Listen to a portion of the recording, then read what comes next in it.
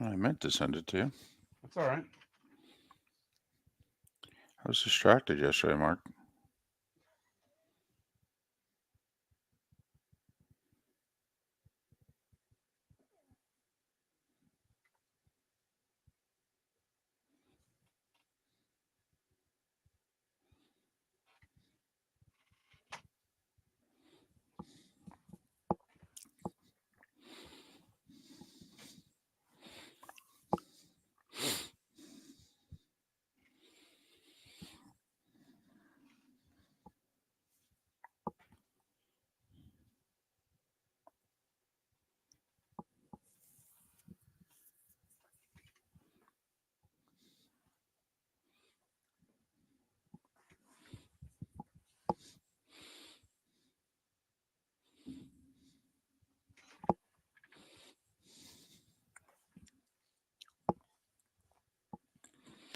Morning, Spitz.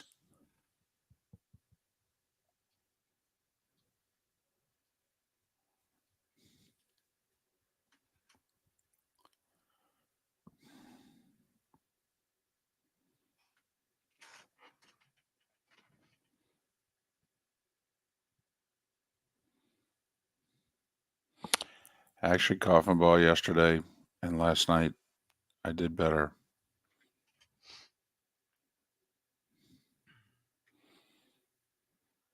I took a 3-hour nap yesterday.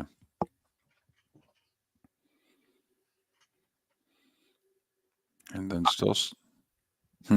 I have to take naps because at night I can't fall. With this ear thing, this is just driving me bat blank crazy. Right. So you got to get your rest when you can. When I fall asleep, I've watched it on the couch. If I fall asleep, it's just like, go down. Yeah. Yep. That's how I've been these last couple of weeks. When I can get sleep, I just take it. Ambient. I mean this from the bottom of my heart. Go Saints. Wow. You and Irish football, I root against you every game you play now because you two are so obnoxious with a rookie quarterback thinking that you're going to win the goddamn Super Bowl.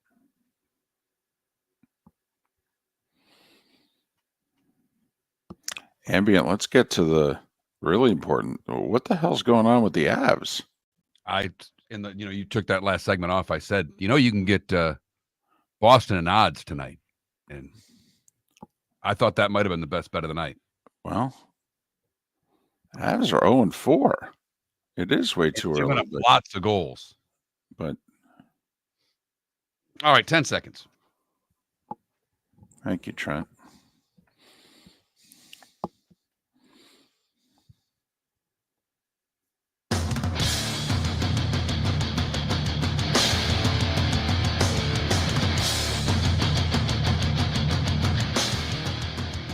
You're listening to Miller and Moulton, coming at you from the Floormeister Studios. Floormeisters, keeping it real. And now, here's Mark Miller and David Moulton. Top of the morning to you on this Thursday. We're over the hump. Can we see the finish line from here? How the heck are you, Miller and Moulton? MillerandMoulton.com, Miller_Moulton on X. Thanks so much for being with us. More football tonight, just like that. Thursday Night Football, Week 7 of the National Football League. But before we get to the sports, top of the morning to you, Mark. How are you? I'm great, David. Good morning. Something happened yesterday, probably across the state, but certainly in Southwest Florida. For those of you on Twitch, yes, that's a pullover I have in my hands because it is needed out there. Fall arrived. Wow, you are soft. I mean, I took note yesterday because you're in the 239 and I'm in the 904. There was a 22-degree difference between us yesterday. 22 degrees. And this morning, right now, there's an 11-degree difference. I'm not complaining. I'm ecstatic about it. I could not be happier. Daughter had soccer practice last night. Everybody was in long sleeve shirts, pullovers. It was glorious. Slept with the window open last night, did you? Absolutely. Open the house up. This is good stuff. Yeah, certain sections of the state last night, though, they looked, and they said, handful of days after a hurricane, do we have to put the heat on? That's how, it's how cool it is in the northern part of the state. Yesterday and today. High is not going to reach 70 for the second straight day, just so you know. All right. I mean, it's definitely fall. I mean, I'm looking around to see if some leaves are turning. That's how much fall it is in the 904. So you're in good spirits because you got some rest. Window open, okay. You're wearing, long sleeve shirts. I mean, you're feeling good. Socks and shoes, had to break those out for the first time in 6-7 months. I hear you. All right. Glorious. Those in Huntsville. You know what it finally feels like? Football weather, for crying out loud. It is the biggest difference. People have asked me this year, after 18 years of CBS doing the SEC, so what's it like in the Big Ten this year? And the first thing that I noticed was, wait a minute. You mean to tell me you can play football in mid-70s with no humidity before November? What? Really? Huh. I'll be damned. So I think it was Iowa State, Iowa. It was like 77 degrees in early September. And I was like, huh, I'll be darned. So this is what it used to be like. I barely remember this growing up. So something happened late yesterday afternoon into the evening, which you and I have discussed over the years in other sports. And we have wondered why this couldn't happen more often. So let's go back to Saturday night, Eugene, Oregon, and Dan Lanning, the Oregon coach, takes advantage of a loophole in a rule and intentionally puts the 12th defender on the field, figuring Ohio State will have a harder time doing something on this play. And if you look at the clock, there's very little time left for very few plays. So I'm going to trade 5 yards for 5 seconds. And it helped Oregon win the game. And afterwards, Dan said, yeah, I did it on purpose. Broke the rules on purpose. That was a situation. Had it in my back pocket over the years. Tough to get in that exact situation to use it. We got it. I used it. Well, by Wednesday, 4 days later, not even 100 hours, the NCAA's changed the rules. The rule might as well be called the landing rule. Because now offenses will have the option of turning the clock back, which, quick sidebar, you and I did not think this would be what they came up with. We thought they would go back to how it used to be, which is 12 men on the field. They just blew the play dead. Back judge counted to 12 at the snap, whistle. Nope, that's it. Okay, nope, no time off the clock. Move it 5 yards. Now the offense will get the 5 yards, and then they can, if they want, turn back time. Thank you, Cher. It's an old reference now that you think about it. Isn't that like 35 years? Probably. Yeah. The fact that you went with a Cher reference in our open, I'm so impressed. Thank you. I don't know. That's solid, David. Okay. Solid as a rock. I'm on a roll. So see, now it's dangerous. I actually got sleep last night. So yesterday you had me with no sleep. Okay. Now it's a different kind of danger. You have me with sleep. So now I've got 2 bad songs in my head all day. Unbelievable, Moulton. Listen, there's a bunch of them. Okay. We could spend the whole rest of the show just interjecting, bad 70s, 80s, 90s tunes. But so the NCAA, just like that, Mark, just like that, they changed the rule. Other sports won't do this. There are things that happen in other sports, and oftentimes it's like, well, when the season's over, the rules committee will get together and what have you. NCAA changed it by dinner on Wednesday. Well, it was a bad look for the NCAA. It was. I mean, you don't want someone manipulating the rules to help them win a game. I credit Dan Lanning all the way for doing what he did. He found his loophole. Yeah. And he, like you said, it had to be the perfect time, Mm-hmm. perfect situation.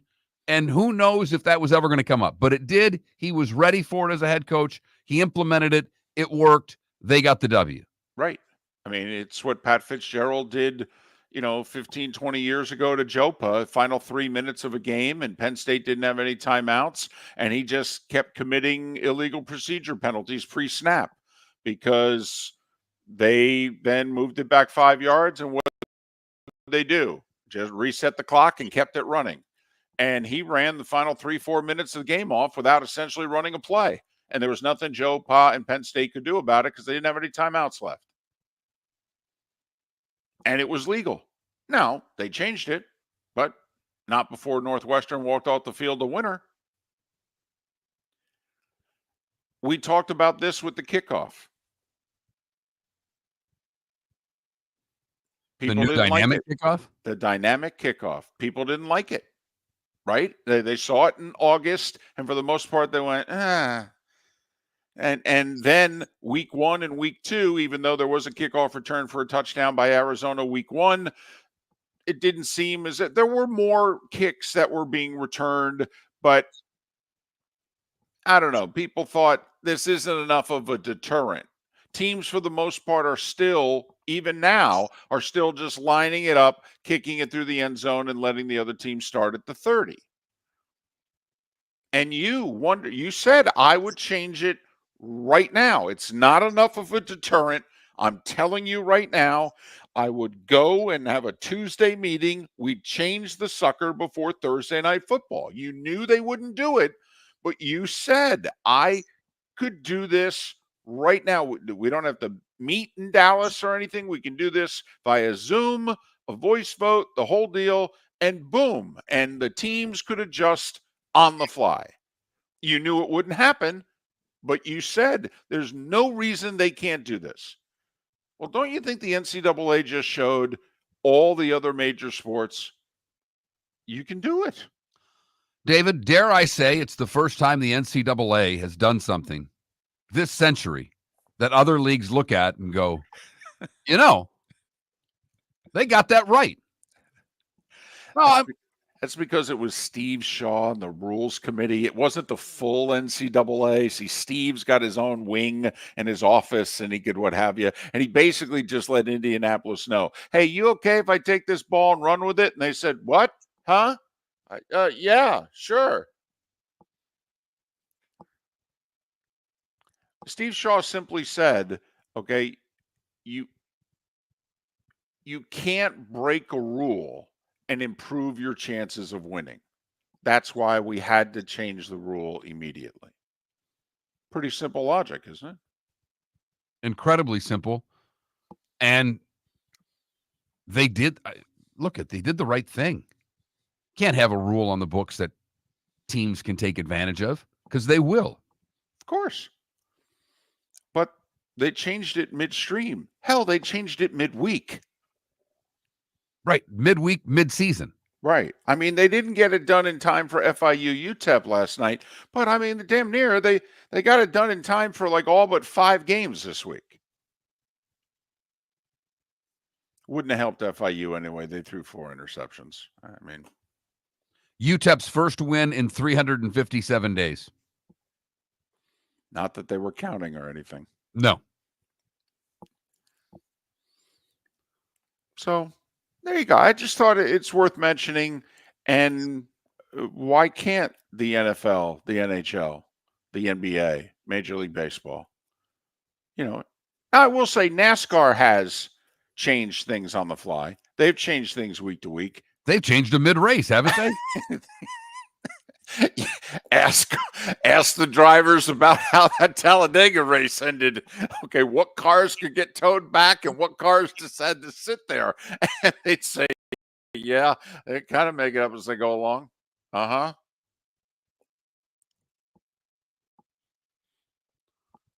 But I applaud the NCAA for getting this done quickly, because you know how these things linger, David.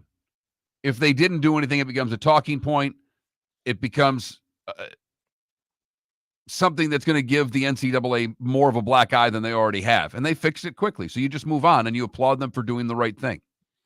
Well, and also other teams in it. You figure this situation will come up again this year and probably come up in a key game. And then that coach and their staff would be compelled to use it. And the NCAA rules folks just said, yeah, we can't have that. Can't have you intentionally breaking the rules and improve your chances of winning. That seems counterproductive to having rules. Miller and Moulton. Week 7 of the NFL gets underway tonight. The baseball playoffs roll along. And a couple of noteworthy things going on in some of the other sports that are just getting underway. We have a lot to talk about, a great guest lineup on this Thursday. Thanks for waking up with us, Miller and Moulton, millerandmoulton.com. Are you suffering from neuropathy? Do you experience stabbing pain, numbness, tingling, or burning in your feet? Are you tired of sleepless nights and avoiding life due to pain? If you've been diagnosed with neuropathy or experiencing pain or numbness in your feet, pick up the phone and call us right now before it's too late at 239-382-7332. Again, that's 239-382-7332. Neuropathy is a very serious and progressive disease where your nerves start to break down. Eventually, it leads to balance problems, falls, complete loss of independence, and can lead to amputation. Hi, I'm Dr. Eric Norrell, DC. Our program addresses the underlying causes and doesn't simply mask your symptoms with medication. In fact, many patients start experiencing relief from neuropathy symptoms within weeks. There's no surgery and no use of prescription drugs. Pick up the phone right now and call 239-382-7332. Call us today at Restore Health. 239-382-7332. Gentlemen, as your wife mentioned getting new flooring, but you don't want to go through the hassle, well, go see the Floor Meisters in Naples next to Costco. They understand your time and money are important, so they'll make it as painless as possible. With a huge in-stock selection of carpet and Cortec, they can get you the floor your wife's been asking for. They carry wood, vinyl, carpet, and tile. If you do it yourself, no problem. They can handle that as well. So go see TJ at the Floor Meisters and tell them, just keeping it real. American Paint Supplies, for nearly 30 years, is your one-stop shop for all your coating needs. If you are a designer, a contractor, a professional painter, or a weekend warrior, American Paint Supplies is the place where experts go to get expert solutions. At 6100 Shirley Street in Naples off of Pine Ridge, American Paint Supplies delivers the best solutions with the best products with the best support. Meet Gene and his team today at American Paint Supplies. Call 239-566-2700. That's 566-2700 or online at AmericanPaintSupplies.net. This is Miller and Moulton.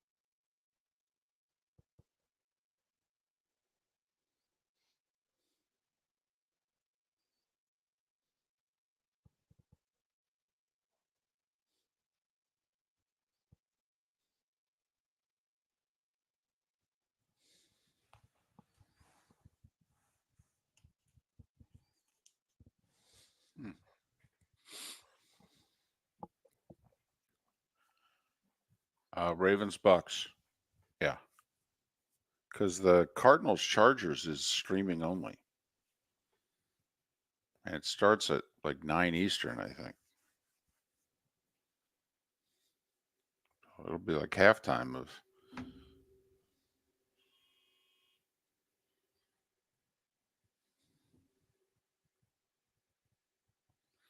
Brown Chicken, I agree. That's why I'm surprised they didn't just go back to, we both are. We both thought that the easy solution was to just, right before the snap, just throw the flag, move it 5 yards. David, when does the NBA season start? I think it's next Tuesday. Okay, that's what I thought. I'm looking at the dates. That makes the most sense.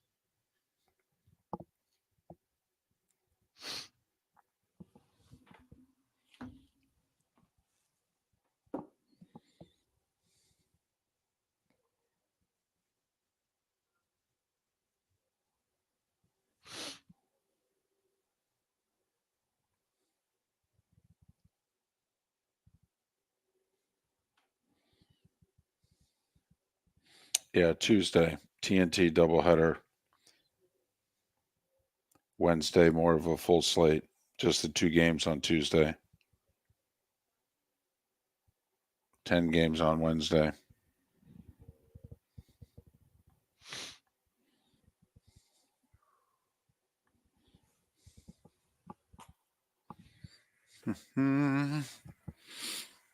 Yes.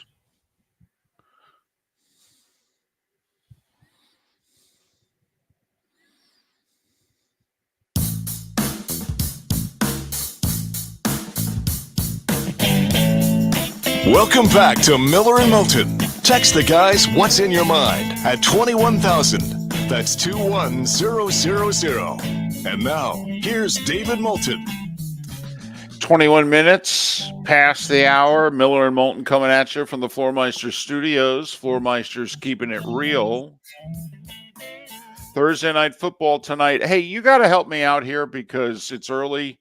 And sometimes, for all of us, early birds, those that get up when it's dark, start work before it's sunlight.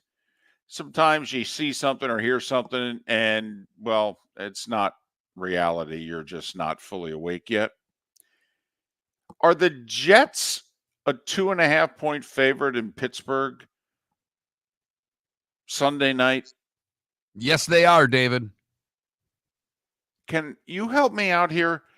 They started as a 1.5 to 2-point underdog, lost Monday Night Football at home to the Bills, and 48 plus hours later, the line has moved 4 points in favor of the Jets. What am I missing? Apparently, the Devontae Adams trade, David, means a lot more than we've ever seen. I mean, a quarterback throws a point spread. There's no other position that moves a point spread more than a half point a point. Mark, one of the teams is 4-2 and the other is 2-4, correct? That's correct. The 4-2 team is home, correct? Once again, you are right on this, David. You got this all figured out. The 2-4 team has lost 3 in a row, correct? Yes.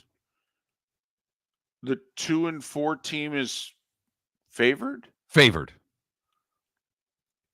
Does TJ Watt have the day off? Not that I'm aware of. I hadn't heard that either. Maybe it's the fact that Russell Wilson might play quarterback and they move the line that way. Well, that's kind of where I was going. Does he suck that badly that the thought of him playing has moved the line 4 points? I mean, this isn't Daniel Jones, is it? This isn't Mitchell Trubisky. This isn't, who was the Peterman who threw the 5 interceptions and a half a few years ago? I mean, he's not this bad, is he? Vegas sure seems to think so. Wow. Then why are they considering starting him?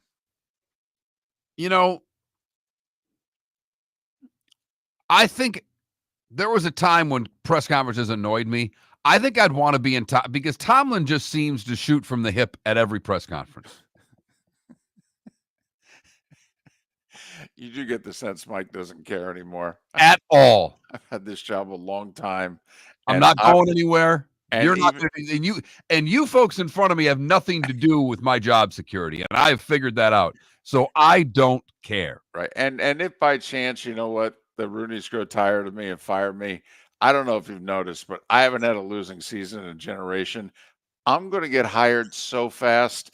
I could be like an NCAA rule change. If the Steelers fired me after a game, I might be the coach of the Eagles by Thursday.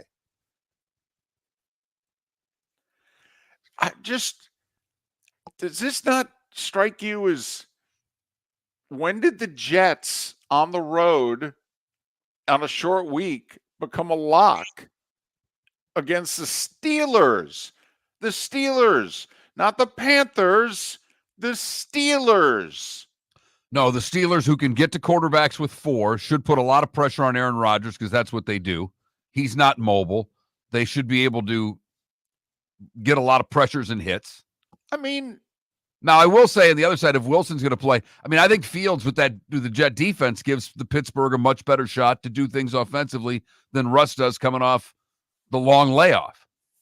Not really the spot I'd want to start Russ, if you know what I mean, against a really good defense. Russell Wilson took first team reps yesterday at practice. But Justin Fields is wondering, hold on a second, I'm 4-2, filling in. Does that not make me the starter? Apparently not. Not here, huh? And Tomlin's saying, guys, Russ has been listed at QB1 the whole time. What's the problem? This is just like if Minkah Fitzpatrick, pulled a hamstring, missed 6 games. I mean, when he's ready to play, he's a starter. It's right there. So I just find this very interesting. That's all. Usually not that into a point spread before a game has even been played in a week in the NFL. But I'm like, hold on a second. For a line to move 4 points in 3 days and no one's been fired or traded or out for the year with an injury. Huh. Unless you're right, Mark. Apparently Devontae Adams of the Jets is a BFD. Darn right he is. Wow. Reunited, and it feels so good. Just to throw in another bad song for you, David. Outstanding. Oh, what a roll we're on. Starting early today, Ed. So I don't know. Like that caught my attention. I understand why, but doesn't it point to Russ starting? Yes. Yes. And how bad of a decision do you think that is, David? I'm not sure it is. Gotta be honest. I mean, Fields is not that good a quarterback. Really isn't. Now, he did make a couple throws against the Chargers. All right. And I thought that when they called 30-plus pass plays in that game for him, that was a close game throughout. I thought that was him earning the trust of Arthur Smith and Mike Tomlin, and he ended up making the game-sealing throw and in the fourth quarter. And I thought, oh, okay, that might indicate he's going to be the starter going forward. But, Mark, don't you think that this screams that, yeah, they watch the tape and they look at one another and go, how did he miss that guy? How did he not see that guy? And that they conclude Russ would have seen that guy, even though he's shorter. Russ would have made that throw. I mean, that's because it's not, you can't tell me the team's clamoring for Russell Wilson. He hasn't played for him.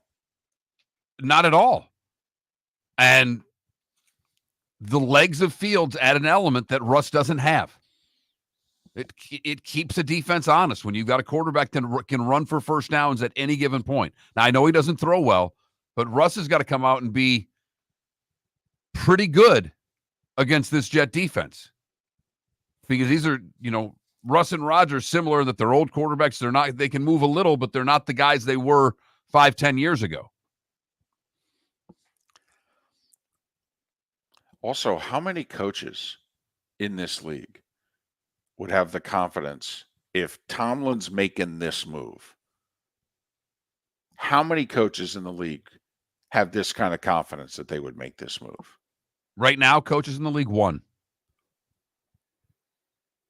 I could have seen Belichick doing something like this. I could see Andy Reid doing whatever he wants. You're right. Andy Reid's in that. I just don't think of it because he's got a Mahomes. Right. And he'd never be in this situation. Exactly. You're thinking the entire time Andy and Mahomes are going to be together. There's never going to be a 1 and a 1A. Correct. But I think of Sean Payton might. He already did, kind of, sort of. Yes, Sean Payton would do it. I think a John Harbaugh would do it. I think there's a handful that have the gravitas. I actually think both Harbaughs would do it. To me, the key is if you do it, it's not that it has to work. It's that it has to not divide the room. Tomlin's pretty good about knowing the room. That's the other fascinating thing about this to me, Mark, is he's obviously, if he does this, he's convinced this isn't going to affect the room at all. No, and they're coming off their best offensive performance of the year last week, too. Right. Snapping a 2-game skid. Putting 30 up, which they don't ever do. But I guess he figures that Russ can hand the ball to Najee Harris as well. Miller and Moulton.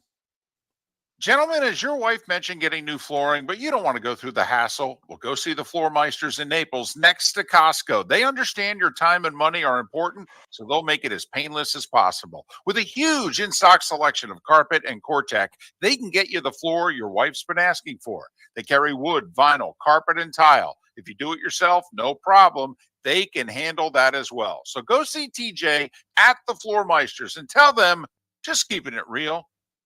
Is snoring bothering your spouse? Would you like to sleep in the same bed again? Do you know that snoring can affect your sleep cycle and cause lower testosterone levels? At Sleep Treatment Direct, we have easy solutions. We have a simple laser procedure that can improve snoring in 10 minutes. If you would like to get back in the same bed or are looking for a natural way to treat low testosterone, give us a call at 239-444-1741. That's 239-444-1741. Or go to sleeptreatmentdirect.com. That's sleeptreatmentdirect.com. Sleep Treatment Direct. Sleep safe and sound. The Cape Coral Police Department is growing. They are currently looking for police officers and are offering a $10,000 signing bonus to newly hired officers. If you desire a career in law enforcement, or if you are already in law enforcement and thinking about making a move to a better agency, think Cape Coral Police Department. If you're looking for a police department that is committed to excellence, that invests in the highest level of training, state-of-the-art equipment, and some of the highest compensation in all of Southwest Florida, then the Cape Coral Police Department is for you. Visit capecops.com. That's capecops.com. Mark Miller for Molly Maid. Why Molly Maid, you ask? Trust. Moulton was a customer for 15 years. Affordability. Didn't I just say Moulton was a customer for 15 years? Worry-free services. Our professional house cleaners are fully insured and a 24-hour warranty. Call Molly Maids today at 239-774-5839. That's 239-774-5839 or online at mollymaid.com/FTMYERS. That's mollymaid.com/FTMYERS. This is Miller and Moulton.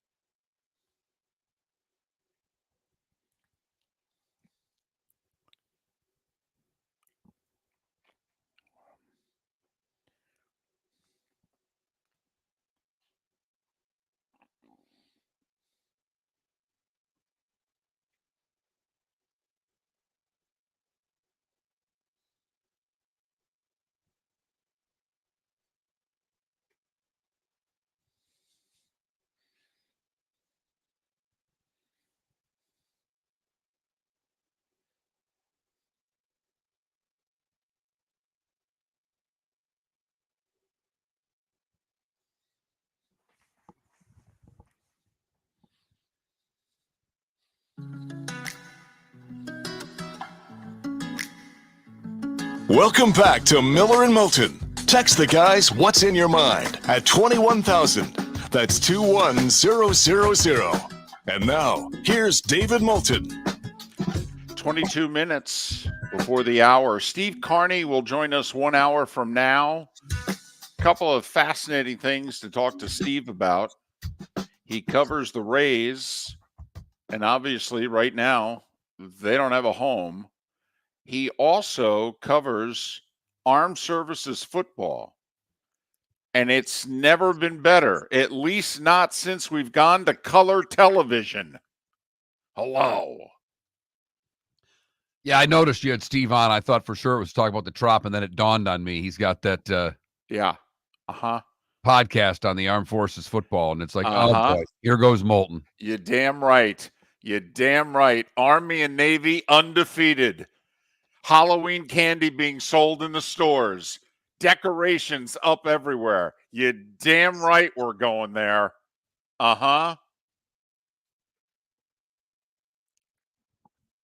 It's incredibly impressive. What, first time they've both been undefeated this point in the season since the Kennedy administration? Actually, I think technically it's the Eisenhower administration because it was October of 60 the last time they were both midway through a season undefeated. One of the stats is a month after World War II. Okay, either that they're both undefeated at this point of the season. The other stat is that they're both ranked at this point of the season. One of the stats is 1945. The other stat's 1960. Mark, when you can go Truman and Eisenhower administrations involving the armed services, you're damn right. We are talking about it. David, Phil Steele, who we have a lot of respect for and does great work, picked Army to finish 10th in the AAC and Navy to finish 11th. They may play each other for the conference title game, which they will forfeit so that they can play a week later in our nation's capital to decide everything. What means more to Army and Navy? Winning the AAC or beating each other? Please. They'd both become independents if they had to. They'd change their status quicker than the NCAA is changing rules. You're not wrong. The starting five. 5 big stories you need to know. Here is the starting five. Mark, when the Dodgers win playoff games in the last week, the other team doesn't score. No, they do not, David. This is actually a pretty remarkable little thing they got going on. They were down 2-1 in a best-of-5 to the Padres, and they said to San Diego, yeah, hold my beer. You guys aren't scoring the rest of the series. And they didn't. And obviously the Dodgers advanced. Well, they've played 3 games now of the National League Championship Series. The Dodgers have won games 1 and 3, 9-0, and last night 8-0. Did you see Ohtani's homer? I went to bed right after it. I was holding out hope for your Mets, David, and I'm watching the game. And when he hit that moonshot, woo-wee! That's what Costner was talking about in Bull Durham when he walked to the mound and said, man, that thing went so far it had to have a stewardess on it. Woo-wee! There are planes at nearby LaGuardia that didn't get the height that Ohtani got on that one. That was halfway up the upper deck in right field. One of 3 homers by the Dodgers. Enrique Hernandez had the big homer. It was 2-0. Mets were hanging in there in the 6th, and he had a 2-out, 2-strike, 2-run homer, make it 4-0. And it was pretty much over from there. Ohtani, a 3-run shot in the 8th. Mac Muncy, a solo homer in the 9th. Walker Buehler and 4 relievers struck out 13 Mets and shut them out 8-0. Lead the series 2-1. Game 4 tonight in New York. Yamamoto, who's had 2 postseason starts, he's thrown batting practice and was great. Which Yamamoto shows up tonight? Also, Mark, interesting subplot. Yamamoto turned down the Mets to sign the deal with the Dodgers. He's going against lefty Jose Quintana tonight. I will say And one of them pitched 4 innings. Well, the Mets are willing to leave their starters in there at least till the 6th, if not longer. It's just a matter of they're good enough to get there. So far in the series, when the Mets have started a lefty, they've won. And when they've started righties, they've lost. They're starting a lefty tonight. Just pointing it out. 8 o'clock FS1 for Dodgers Mets. Game 3 ALCS. 5 o'clock TBS. Clark Schmidt for the Yankees, who are 2 wins away from going to the World Series. Matthew Boyd in the must-win situation for the Guardians. 5 o'clock TBS. Can Cleveland, I don't know, just play a good baseball game, to be honest with you? They've been sloppy, very little clutch hitting. Credit the Yankees as much as you want. But Yanks up 2-spit, Dodgers up 2-1. Fox is oh so close to the World Series that they would have paid money to fix. College football, we talked about it earlier. NCAA closing the loophole that Dan Lanning exposed. Final 2 minutes of each half. The offense can run a play with 12 men on the field if, by the way, this is a big distinction, if the defense is not trying to get the 12th man off the field. So if by chance the defense realizes, oh, blank, we've got too many men, or a team is going tempo and the defense makes a substitution and the guy running off the field doesn't get off the field in time, that does not count. If the defense is trying to get the 12th man off the field and gets hit with too many men on the field, penalty, the offense does not have the option of also turning back the clock to pre-snap. But if the defense intentionally has 12 men or doesn't realize that they had 12 men and weren't trying to remove them, then the offense gets the 5 yards and gets to decide, do they also want to turn back the clock? We can call it the Dan Lanning rule, or if we're turning back time, we can call it the share rule. I was humming that in my head as you were going through that whole explanation of the rule. If we so thank you for that. Turn back time. Western Kentucky over Sam Houston last night, 31-14. And UTEP with their first win of the year, with their first win in nearly a year. What was it, like right before Halloween last year? Last time UTEP won a football game? UTEP 4 interceptions of 3 FIU quarterbacks. Came from behind to win it 30-21. NFL news. Russell Wilson taking snaps. First team quarterback. The Steelers, who have played 6 games with Justin Fields and gone 4-2. Sunday night football, Jets, Steelers. The line has moved 4 points in the favor of the Jets. We'll see if Tomlin continues this Russell Wilson as my starter charade.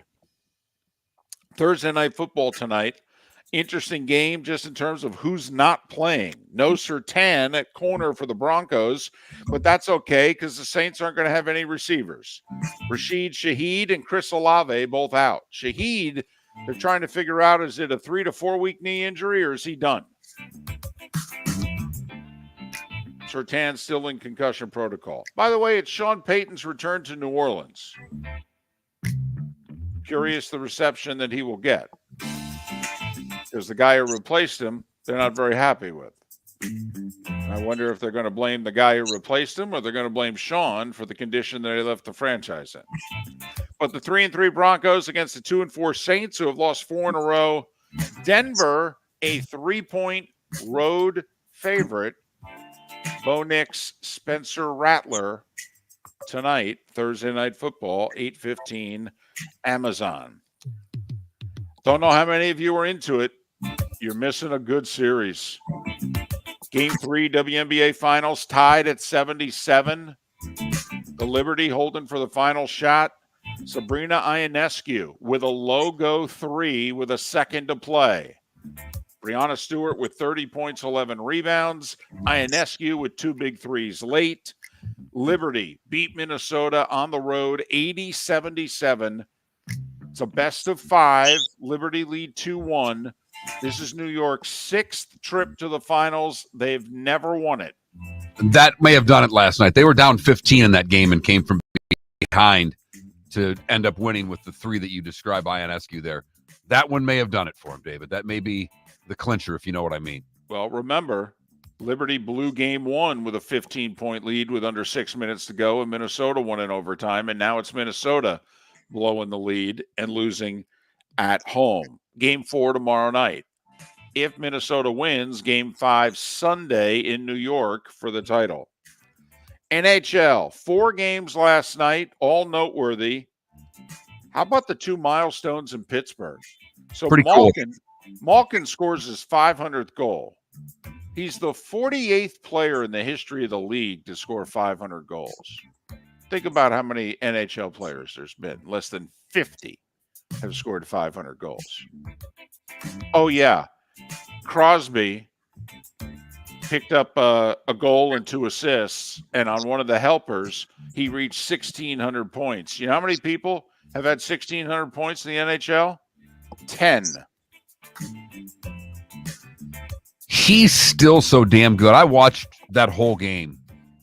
My wife's a big Pens fan, but it was a fun game to watch because Pittsburgh went down 3-0. They came back, took a 4-3 lead, went down 5-4. I mean, it was a very exciting back and forth game. It was.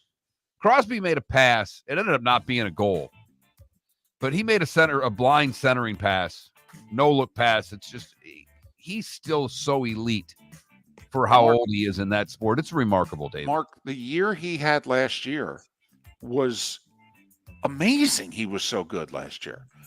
And they had nothing except for Crosby really last year. And he almost single-handedly carried them into the playoffs. Penguins beat the Sabres 6-5 in overtime. Toronto got a goal and 2 assists from Austin Matthews. First goal of the season for Matthews. Leafs led at 5-0, beat the Kings 6-2. The Colorado Avalanche are 0-4 to start the season. They haven't done that in 25 years. Bruins went into Denver, beat the Avs 5-3. And, yeah, that euphoria for the whole Hockey Club of Utah thing. It's cute. We're glad you guys have a team. We're glad you guys are so excited to have a team. We really are. We wish you the best. Name the team, by the way. All right, name the team. Anaheim beat the Hockey Club 5-4 in overtime. And remember Lonzo Ball, second overall pick of a draft a handful of years ago, gets traded from the Hornets to the Bulls, and his left knee falls apart on him halfway through his first year in Chicago. Lonzo Ball had not played a second on an NBA court since January of 2022. And he played 15 minutes in a preseason game last night, scored 10 points against the Wolves. And he says he's back. He's had 3 major left knee surgeries. He said, hey, I'm not the same guy I was 3 years ago. He goes, but I'm still an NBA player.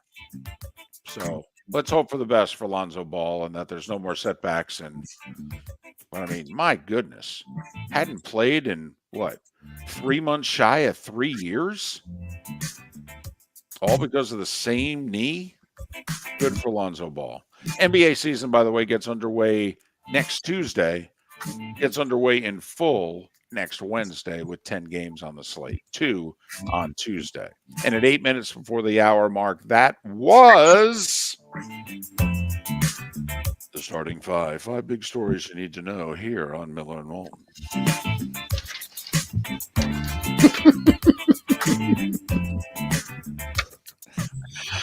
If your commercial property was impacted by the devastation of Hurricane Helene or Milton, 360 Fire and Flood is here to help. Whether you've been affected by wind, water, debris, or need temporary power, our dedicated team of restoration experts is standing by to help restore and rebuild your property and your community. Call our national emergency phone number at 833-360-3334. That's 833-360-3334, or visit our website at 360fireflood.com and mention you heard us right here on Miller and Moulton. You know, I should have gone a little shorter with the starting five just so that you could have done that read with the music underneath it. Okay. Oh, I turned the music off. I could have had it. Oh, because I thought the music runs out with like 60 or 90 seconds to go in that segment. So I thought, I'm like, oh man, I think I went just a little too long. He can't do this read with the music. Because I think they would have loved that live read with the music underneath. At Physical Therapy and Balance Centers, our goal is to help you love your life.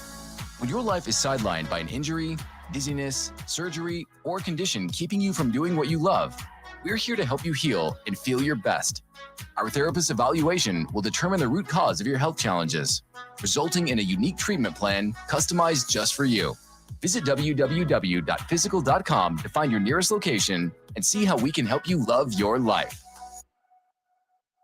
The world-famous cigar bar started as a neighborhood place in downtown Fort Myers, and now it's a brand, a destination, with 4 locations. The original place, Henry Street, Fort Myers, Gulf Coast Town Center, on Southeast 47th Terrace off the Cape Coral Parkway, and the Lounge on West 1st Street in Fort Myers. A place to go, whether you just need a relaxing drink and a smoke after a tough day at work, or a place to go celebrate. From relaxation to celebration, the world-famous cigar bar. Honey, you want to come out? I haven't seen you since Glass Doctor installed our custom shower enclosure. No thanks. Well, you can't keep eating breakfast in the shower, and laminating your magazines is getting expensive. You remember we have guests coming over tonight, right? Oh, I'm sure they'd love to see the shower. It's our neighbors, and I highly doubt they want to be hanging out in our bathroom. The shower's so good, you'll never want to leave. Visit glassdoctor.com today and schedule an appointment online. American Paint Supplies, for nearly 30 years, is your one-stop shop for all your coating needs. If you are a designer, a contractor, a professional painter, or a weekend warrior, American Paint Supplies is the place where experts go to get expert solutions. At 6100 Shirley Street in Naples off of Pine Ridge, American Paint Supplies delivers the best solutions with the best products with the best support. Meet Gene and his team today at American Paint Supplies. Call 239-566-2700. That's 566-2700, or online at AmericanPaintSupplies.net. Visit Jason and Todd at the Diamond District. A natural diamond is the oldest artifact you will ever touch, and each is one of a kind. Jason and Todd at the Diamond District would like to meet you personally and share their love of natural diamonds and the positive impact of purchasing a natural diamond. We promise that in our vault sits the largest selection of GIA certified natural diamonds at the most competitive prices in the world.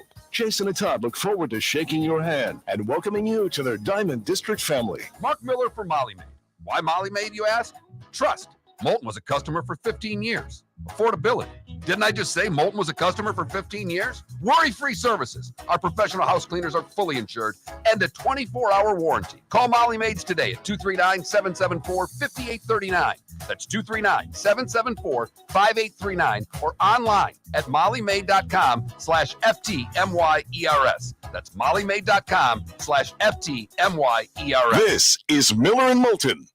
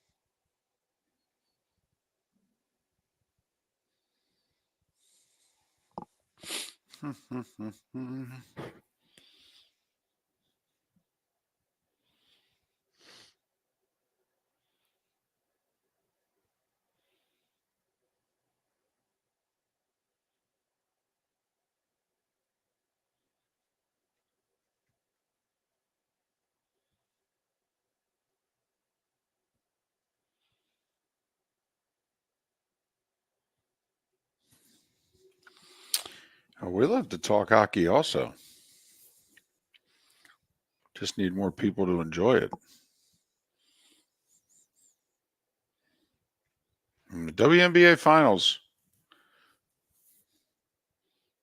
getting double the number that opening week of the NHL got. That one I'm trying to figure. Do you think it's how popular this year's baseball playoffs are as to why the hockey numbers year to year first week were down so significantly? Because they were down like 30, 40% year to year, week one. At the network, at ESPN and Turner. I don't know about local. Oh, no. I know what you're saying. I don't know. That makes sense. Started earlier again. It is a touch early. I think a 72-game season would be magnificent. I think starting in November would be magnificent.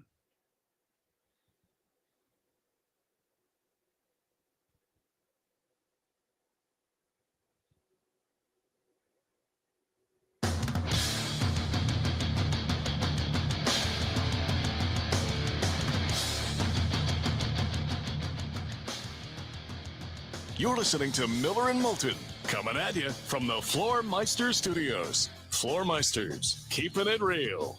And now, here's Mark Miller and David Moulton. Hour 2 of Miller and Moulton on this Thursday. Thanks so much for being with us. Steve Carney will join us. Dr. Roto in about an hour and a half to answer your fantasy football questions. Don't send them in now. We can't keep track of them. We need to condense it, but just make a mental note. 8:30-ish Eastern, 7:30-ish Central. Dr. Roto to answer your fantasy questions. Roy Cummings, who was impacted by the hurricane. He's setting up his own little personal hotspot to be able to do the interview with us. He'll join us in an hour to talk about Bucs on Monday night. A couple of 4-2 teams going at it. Not going to go crazy and say this could be a Super Bowl preview. I mean, but it's two. No, but this is part of the stretch for the Bucs that we talked about that's very difficult. Mm-hmm. And I don't even know how much of the Ravens is a measuring stick. It is. The numbers are so staggeringly in favor of the Ravens when they play NFC teams that this can skew your thoughts about a team if the Ravens do what they've done to so many NFC teams. Because they just don't beat them. They whack them.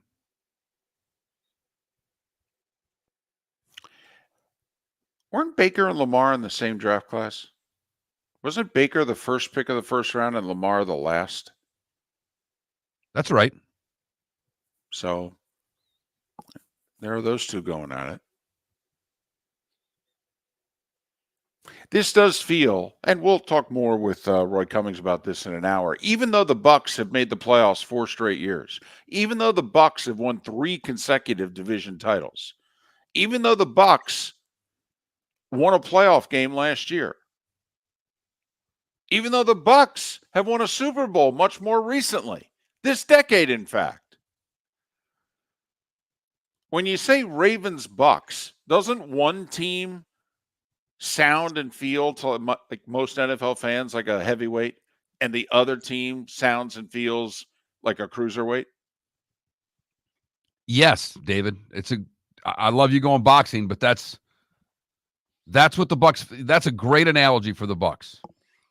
Well, Mark, if we're going songs back to the 70s, 80s, maybe early 90s, but I don't think so. I think so far our musical references have been 70s and 80s. I mean, we might as well go boxing. The last time that, boxing was really big was when, Mark? The 80s. Yeah, 70s and 80s. Yeah. We also, if we keep going down this road too often, we're going to sound like one of those easy listening FM stations. Music from the 70s, 80s, 90s, and today. Proud sponsors of the Starting Five. I digress. So anyway, Steve Carney, Roy Cummings, Dr. Roto. A couple hours from now, we go across the pond. Wow. If you're a Jags fan, across the pond. I mean, how early are you drinking? We'll see if JP Shadrick's sober when he joins us in a couple hours. I hope not. I know he will because he's a pro, but I'd love him to join us from a pub. Be knocking down pints. He probably will have left the pub, go back to his room, fake it with us, and then go back to the pub. So JP in a couple hours here on Miller and Moulton. One of those key games tonight, Mark. And I know we've got, 6 Bronco fans and 4 Saints fans listening. But, this to us, this is like when the Jets hosted Denver. I mean, don't you think now Denver's now in the situation that the Jets were in when they played the Broncos 3 weeks ago? Jets were 2-1. They were hosting the Broncos. Got to win. Got to win. Well, first off, if the Saints are going to salvage the season, they got to win tonight. And if Denver's going to have a meaningful season, contending for the playoffs, of which they are tied for the final playoff spot in the AFC at 3-3 right now, don't you have to go on the road and beat a wounded team like the Saints? David, 100%. This is a spot in the schedule for the Broncos that they have to take advantage of. They have the Saints tonight who are all banged up on a short week. Then they play the Panthers next week before they get the Ravens, Chiefs, and Falcons. This is as must-win as it gets in the NFL to me, David. If the Broncos are going to be a playoff team, then this is a game they go take care of business and they get it done. And let's go back to what you just read. Denver, win tonight, win against Carolina, because that's what you're supposed to do. That gets you to 5-3, and then they've got that 3-game stretch of at the Ravens, at the Chiefs, home for the Falcons. Well, Buffalo just went through a similar 3-game stretch where they began at 3-0, and then they had at Baltimore, and the middle one escape at Houston, and at the Jets.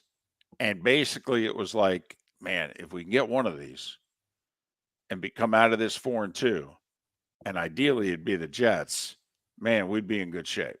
And look at where the Bills are. And if you're one of the 6 Bronco fans that we have listening, 4 of them arguing with each other in our Twitch chat room constantly. But if they can, in the Twitch chat room just to talk about something else. But if they win these 2 in the next 10 days, then they look at that 3-game stretch and go, man, it just somehow, some way, we win one of them, we're 6-5 coming out of it. And then I'll take my chances the rest of the way. 500 might get it done from there. It might. But this is the first time that Bo Nix is the more experienced quarterback in a game that he's played in his professional career. That's correct. Starts are 6-1. Right. Yep. It's Auburn against South Carolina, Mark. No, it's not. It's Oregon against South Carolina, but just play along. So Thursday night football tonight. Don't know how much of it. Sean Payton's return to New Orleans. How much differently would we think of Sean Payton if the officials had gotten that call right at the end of that NFC Championship game in 2018? Because there's a lot of talk, certainly in our Twitch chat room, but there's also talk about how Mike Tomlin's handling his quarterback situation. And Sean Payton's got a lot of talk about how he's handled the Denver quarterback situation since he's taken over. Well, Mike Tomlin has been to 2 Super Bowls and won 1. Sean Payton has the 1. But he should have had another. I mean, the Saints got cheated. Yes. I mean, it's as bad as non-call, call, whatever you want to call it, quite frankly, in the history of the league. I mean, that guy wide open in the flat, mugged, clearly interference, would have given the Saints first down under 2 minutes to go. Rams couldn't stop the clock. They kneel it 2-3 times, kick a 20-yarder, and go to the Super Bowl. How different would you, and I don't just mean you, Mark, I mean all of us, how differently would we feel about Sean Payton if he had made 2 Super Bowl appearances, whether he'd won the second one or not, whether he'd beaten Belichick and the Patriots, but just he didn't have the one season in the sun, if you know what I mean. 10 years later, would have been 9, he has another moment where he takes a team back to a Super Bowl. You know, David, I'm not sure how much different it would be because he won his Super Bowl, did things in the game that point to Sean Payton as part of the reason why they won a Super Bowl. You mean the onside kick to start the second half? That might be it. So I think his coaching lore, if you will, it doesn't change much. I think what's interesting is how we can go bad on somebody in a second situation when the quarterback's not right. I think he gets more grief for not being able to fix Russell Wilson, if he was indeed fixable, than not going to 2 Super Bowls, if you know what I mean.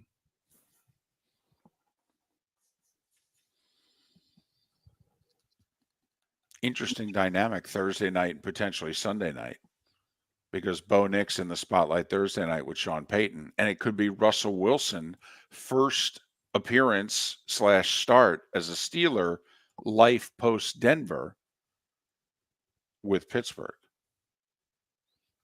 Once again, it's all about the quarterbacks. Yes, it is. 21,000's the text line, 21000. Anything you want to add to the show, you can text us at any time, including off hours. I have no problem getting the random text at 6 in the evening because you may have downloaded the podcast at millerandmoulton.com or wherever you download your podcasts. You and I do have people who know our cell phones who listen via the podcast, and you and I do get more than the occasional text from somebody at 4:30, or 8:30. They're home from work and they're listening while having a glass of wine, or 6:30. They're on the treadmill exercising after work, and we get the text going, "What are you guys talking about?" You know, I do think there needs to be more of that because Miller and Moulton aren't going to start working out anytime soon. So I think you should take in this show while on a treadmill to help Miller and Moulton get in shape. Through you. Our shape up through you. Exactly. We'll go find you a sponsor for us. Right. That'd be great. You're right. I don't see us doing the shape up though, together or separately. You diet. Okay, but I'm constantly trying to do something because I'd like to be 20 pounds lighter than I am. It's just, I like candy, I like ice cream, I like food. It right. makes those things, and the occasional drink. And you have a 10-year-old, and so the candy and the ice cream and what have you is always around the house, and it's going to be until she goes to college. So you're in a tough spot for the next 8 or so years. I mean, you really are. Thanks for that. No problem. Good to know. Fortunately, you've got the wife, so the wine will always be there. Bum. Whew. Ain't that the truth? Mommy juice. It's how we survive in the Miller household. 21,000 on the text line, whatever is on or in your mind, and the Twitch chat room. If you haven't taken in Miller and Moulton via Twitch, you can see us. That's not a big deal. But you can also chime in with the good folks in the Twitch chat room, twitch.tv/Miller and Moulton. Steve Carney coming up in 25 minutes. Now it's getting serious. I don't want to say it was funny when the story first came about, but now it's kind of like, no, really, where are the Rays going to play? And are they ever going to play another game in the Trop? This new stadium won't be ready for 4 more seasons.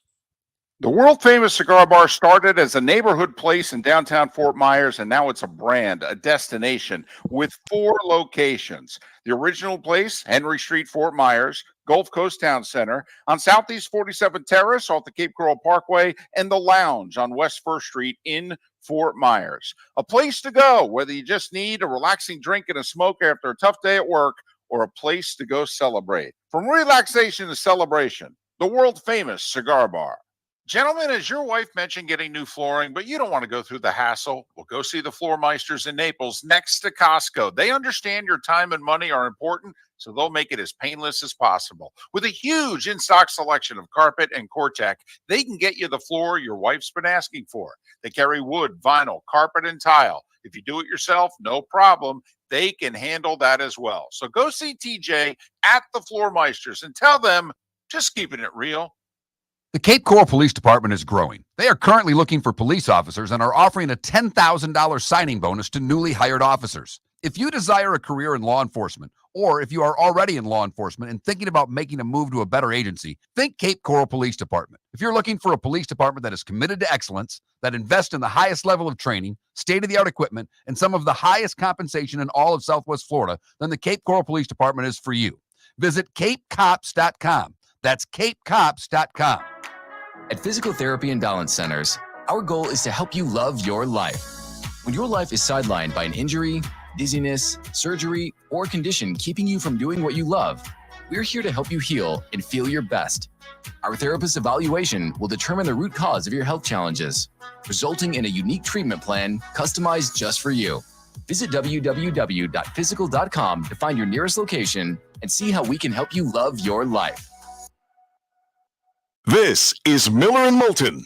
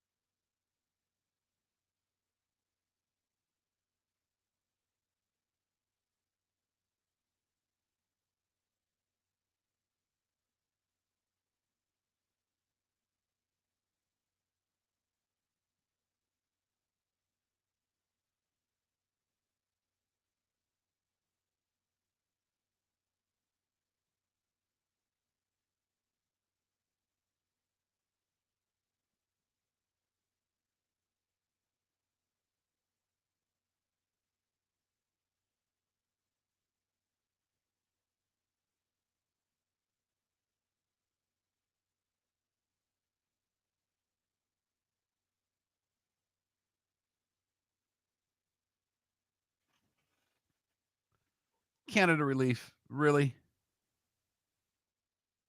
Celery?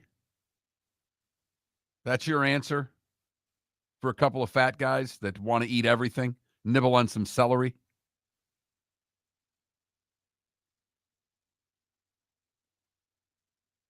Celery.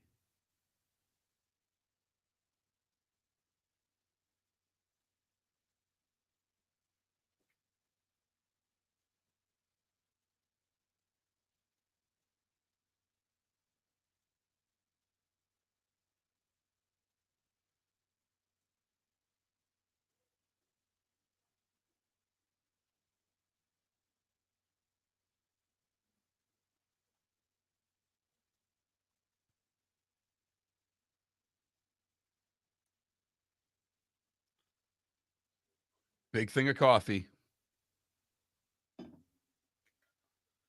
Big thing of water. Would still rather have carbs.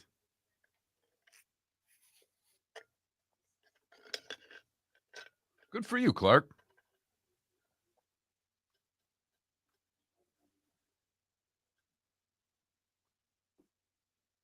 How is Fred doing? If you mean my dad, Fred died. If you mean my dog, Frank, I think you mean Frank, because Fred was my father, and he's been gone for several years now. But Frank's hanging on. Frank is getting the best medical care on the planet. Far better than we receive. Oh, that's all right.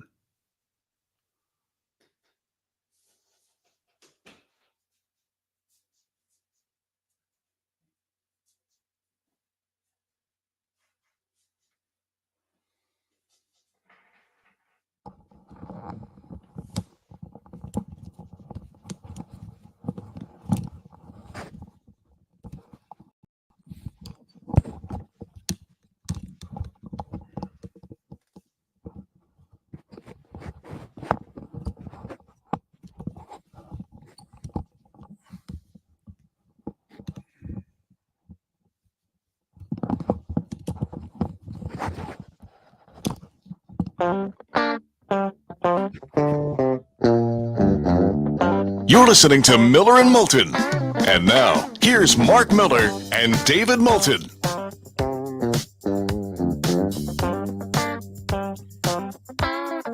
Minutes past the hour. Now, see, what just took place is reason enough to take in the show on twitch.tv/Miller and Moulton. See, I've got a bum right arm and shoulder, and I'm actually going to miss tomorrow's show to have surgery. In fact, I'm getting Wally Pipp tomorrow. Would you stop it? Trent's filling in, doing the show tomorrow. That's how this started, over 100 years ago. The old guy, Wally Pipp took a day off. Young guy, Lou Gehrig, stepped in. And, next thing you know, you're out of a gig. So Trent tomorrow with Mark. All right. They'll have a lot of fun. Don't worry. I'll leave my picks for you to all bet the other way. Right. I need those picks. I was going to text you. I didn't know how you were going to approach taking tomorrow off, so I've just been kind of letting it lie there. And I was about to text you because David and I, if we have things, because when you are in the Twitch chat room, you get outside of our local commercials, or our national commercials, if you will, the local ads don't run. So that amount of time we spend chatting with the listeners if they have questions, and for the most part. But I didn't want them to know because David didn't say anything, and I was about to text you and say, you have to give your picks to me. I will. It's important. The question is, how many picks will you have? Well, exactly. I mean, I may leave you with 13. I may take the whole segment for myself. You and Trent may have to have a segment just for the two of you because my picks are, the segment. But I will leave you picks, and I will even send you, the winners straight up so that you can, keep track of that because we got a season-long thing because you're up 5. You've had back-to-back weeks where you picked up 2 games on me in the standings. So, I'm falling back here. I need to win a 3-game series against you, if you know what I mean, to start cutting into this deficit. So I'm not going to be on the show tomorrow. And, we take hardly any time off because we don't have anybody to fill in for us. I mean, and we got $7 to pay people to fill in for us. So, yeah, I mean, we work every damn day, seemingly, outside of national holidays. And then this is how bad it is. Miller and Moulton have to basically coordinate vacations. What week you want to do? July 4th week this year? I mean, that's where we're at. Okay, one day maybe a staff, who knows. So I'm taking tomorrow off. I got to get my right arm and shoulder fixed. All right. Things are broken and they need to be fixed. So I've been basically a one-arm bandit for about 2.5 weeks. And for those that have taken in the show via Twitch, they've seen, I've been in a little bit of pain. And by a little bit, you've been in a lot of pain. I mean, I'm not. You have been. You are selling that way short. I've watched you cringe. I've watched you gasp. I've heard noises out of you that I can't explain. And so, and unfortunately, because as we all know, God has a sense of humor. I'm right-handed, and of course, what's the upper arm and shoulder that's messed up? Of course, it's my right one. So one of the things that you don't fully realize when you've got a broken wing, and see another bad song reference there. Yeah, I'm humming that one too. These broken wings. All right. Learn to fly again, David. Well, I'm hoping to. After tomorrow, I'm hoping to learn to fly again. But it's the little things that you don't fully realize. Now, I can honestly say the most difficult thing I do all day is get out of bed. And I'm not kidding. It's, oh my goodness, it's also the most painful thing I do all day. So that's been a struggle. But top 5 struggles, not painful at all, because I can only use my left arm, is putting on my headset. And so, and that, like, I got up during the break, went, talked to the wife and what have you, came back. And so I'm back on camera. There's no way to hide it from the audience. Nope. On Twitch, I have to sit down in front of the camera and put my headset back on. Well, a headset is something that you grab with 2 hands. You have the one ear with one hand and the other ear with the other. I can't lift. First off, I can barely grab anything in my right arm and hand, and I can't grab anything really above my waist. And so I can't lift my right arm to put the headset on. So I have to do the whole thing left-handed. It was something I never thought about until 2+ weeks ago. And Mark has to sit back the 2 or 3 times during the show that I get up and walk around and stretch. And then he sits back and goes, oh, okay, let's see. Moulton's got 2 minutes to be able to get that headset on. Not sure he's going to make it. Go. And here's where I take a little bit of delight in this, and I shouldn't. Because I'm sure all of you know headsets have an elasticity to them. So they're closed, and you have to stretch them. Right. This is where the size of David's head becomes a huge hindrance for him. Most everybody else could just get that on one side and pull it over. But the head gets in the way because David's melon is large. It's the same with putting shirts on, let me tell you. Okay, sticking that melon through that hole. And there's at least one miss. Oh, guaranteed. Where he gets it started on one side and he's ready to put it over the other ear and it just snaps over his nose. And he's got to start again. Yep. And I give David all the credit in the world for having a sense of humor with this, because there's no real need to have a sense of humor when you're in that much pain, but I don't know how else you get through it. I guess that's the mentality of both David and I from that standpoint. But for you not to go into a tirade of expletives when putting your headset on at least once. The very first day, because not to get into detail, but a little over 2 weeks ago, whatever was going on with me exacerbated and became a fracture, and it must have happened in the middle of the night. And I literally woke up one morning 2+ weeks ago and I could not move my arm. So I had not thought about the headset or anything else before then. So that first show, I'm in a lot of pain and I can't get my headset on. And Mark is trying not to laugh at his co-host. I mean, because he knows that I'm physically struggling. All right. But I mean, it's funny, old fat guy on the other end of the thing, and he can't put his headset on. A headset. Need the headset to do the show. I've suggested that the wife comes in and she's the headset jockey and just puts it on for him.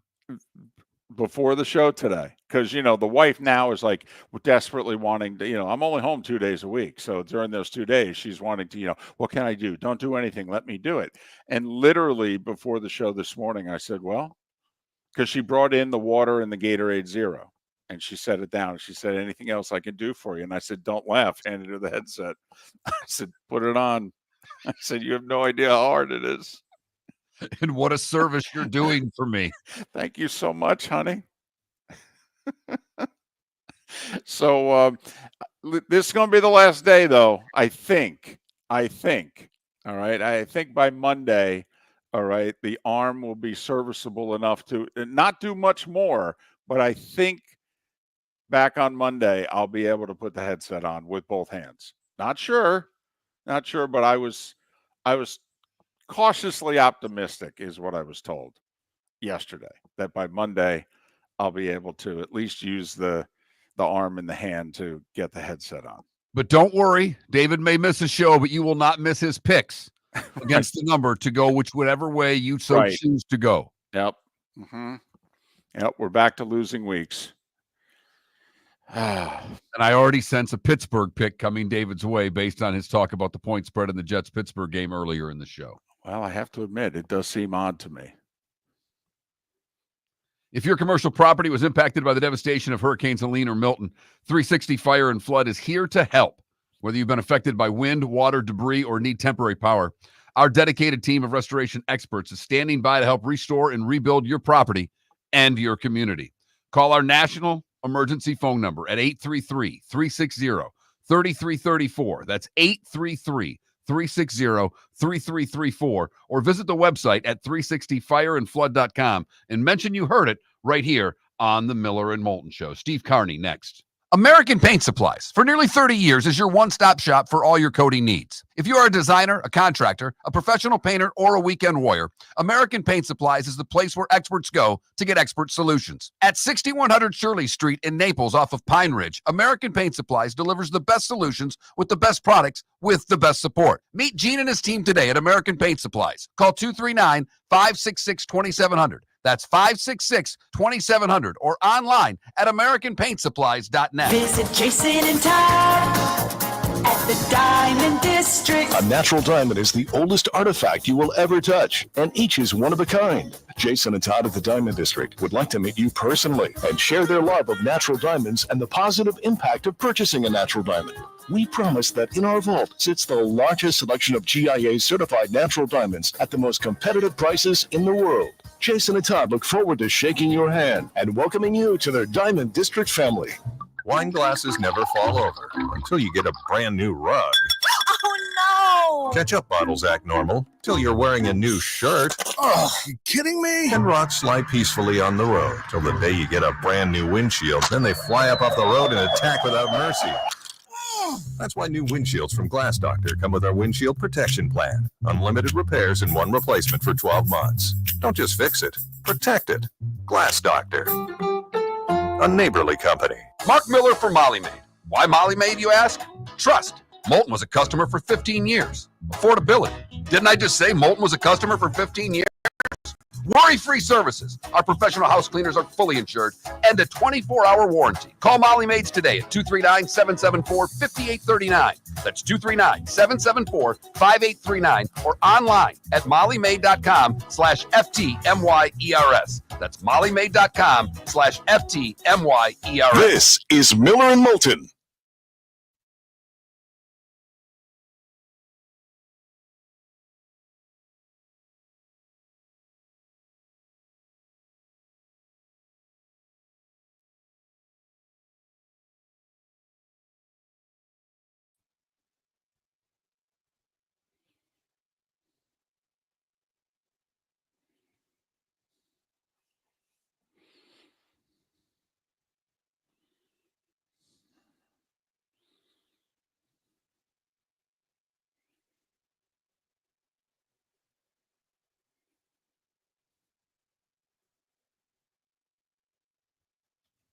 You know, David, E didn't have a bad idea there.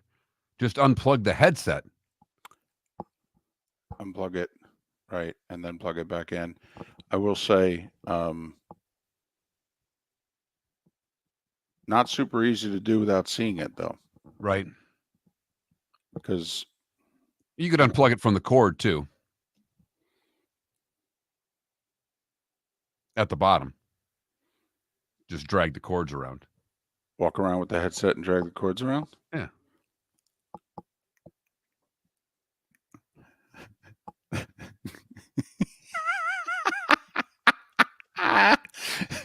Really? Kind of defeats the purpose of walking in the other room to talk to your wife, though, when you got headsets on. Right, looking like RoboCop or what have you. Are we on the air? No, honey, I'm unplugged. Oh, why do you look like you're landing planes? Can you just check with Steve and make sure he got the invite? Sure. Yeah, he's right there. Oh, there you go. Good morning. Morning, Steve. Good morning, Mike. How are you? Great. Thanks for hooking up this way for us. Our phones went out because of the storm, so. I'm glad to see you guys both made it through. Okay. How'd you do? Not too bad. My car got totaled out from Helene, but it's if lose one car as opposed to I've had friends, lost, their house for a fifth time. I had one guy, a friend of mine who lives in a really, really low-lying neighborhood. He's like, "Oh yeah, this is the fifth time that our house is flooded since I've lived here." I'm like, "How in the world do you have homeowners insurance?" Yeah, really. I had friends who got it with both Helene and Moulton back to back. It's just like, oh, yeah, man. Unreal. I mean, this is like PTSD to the nth degree to some people. It really is. Yeah, for the West Coast, no question. And unfortunately, Steve, it's getting closer and closer to you guys getting hit with the really, really big one. Yeah, let's not talk about that, though. Yeah. One storm at a time. Yeah, well, hopefully we're done for this year. God, I hope so. Yeah. By the way, get ready. You know from coming on the show, and we thank you for all your appearances over the years, that I'm a big armed services football guy. Mm-hmm. Get ready, Steve. Get ready to talk Army, Navy. Oh, football. I can't wait. I cannot. I'm so excited. This year is so awesome. I mean, I think if they're playing in the AAC title game, that they should tell the AAC, tell you what, push it back a week. No. We'll cut you the check. Okay, we will. We'll ask the federal government to stroke you the check. We're going to DC. We're playing the Army-Navy game, and it can count for both. Yeah. Winner represents the AAC the next week in the playoff. Yep. I'm more than okay with that.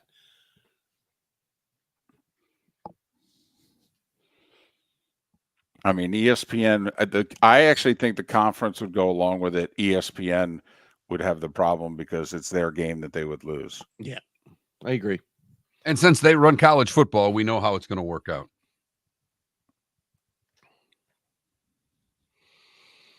They needed to put this.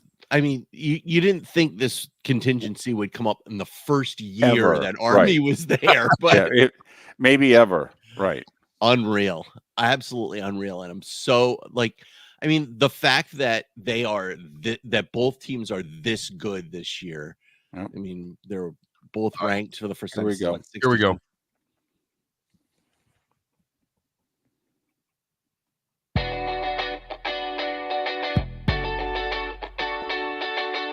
You're listening to Miller and Moulton. And now, here's Mark Miller and David Moulton. 22 minutes before the hour, Roy Cummings to talk Tampa Bay Bucs at the top of the hour. Dr. Roto makes his weekly house call 1 hour from now to answer all your fantasy football questions. We'll go across the pond in a little more than an hour and talk the Jags with JP Shadrick. That's if he's not liquored up at a pub somewhere, because that's what you should be in the middle of the day with the 1-5 Jags. But joining us on the American Paint Supplies hotline is Steve Carney. He's a very busy man. He not only covers the Rays for stpete9.com, but he is co-host of the Yards and Stripes podcast, talking armed services football. Thank you very much. You can follow Steve on X at Steve Carney, Carney. First off, Steve, thanks for joining us. Secondly, how did you and your friends and family make out from the storm? We did pretty well. We did not have power only until about Saturday evening. So we were without power for close to 3 days, three and a half days, which is not the worst for me. I mean, we've had someday, like the year that Gene hit. So that was 2004. We were without power for a week. So 4 days, not a big deal if you're prepared for it. I lost a car in Helene, but a lot of people lost a lot more.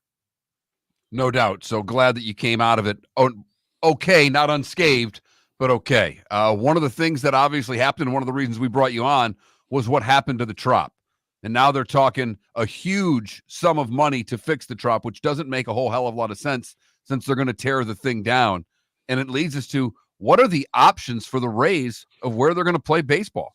Yeah, it's a great question, Mark. And for me, the answer becomes rather simple on its face. I mean, you look at the things that they can do, and one of them is to play at a spring training facility. And the question is, do you want to play at your spring training facility in Port Charlotte, that has dealt with hurricane damage before and is not the greatest place in the world to try and put up 2 major league teams for a 3 or a 4 game series?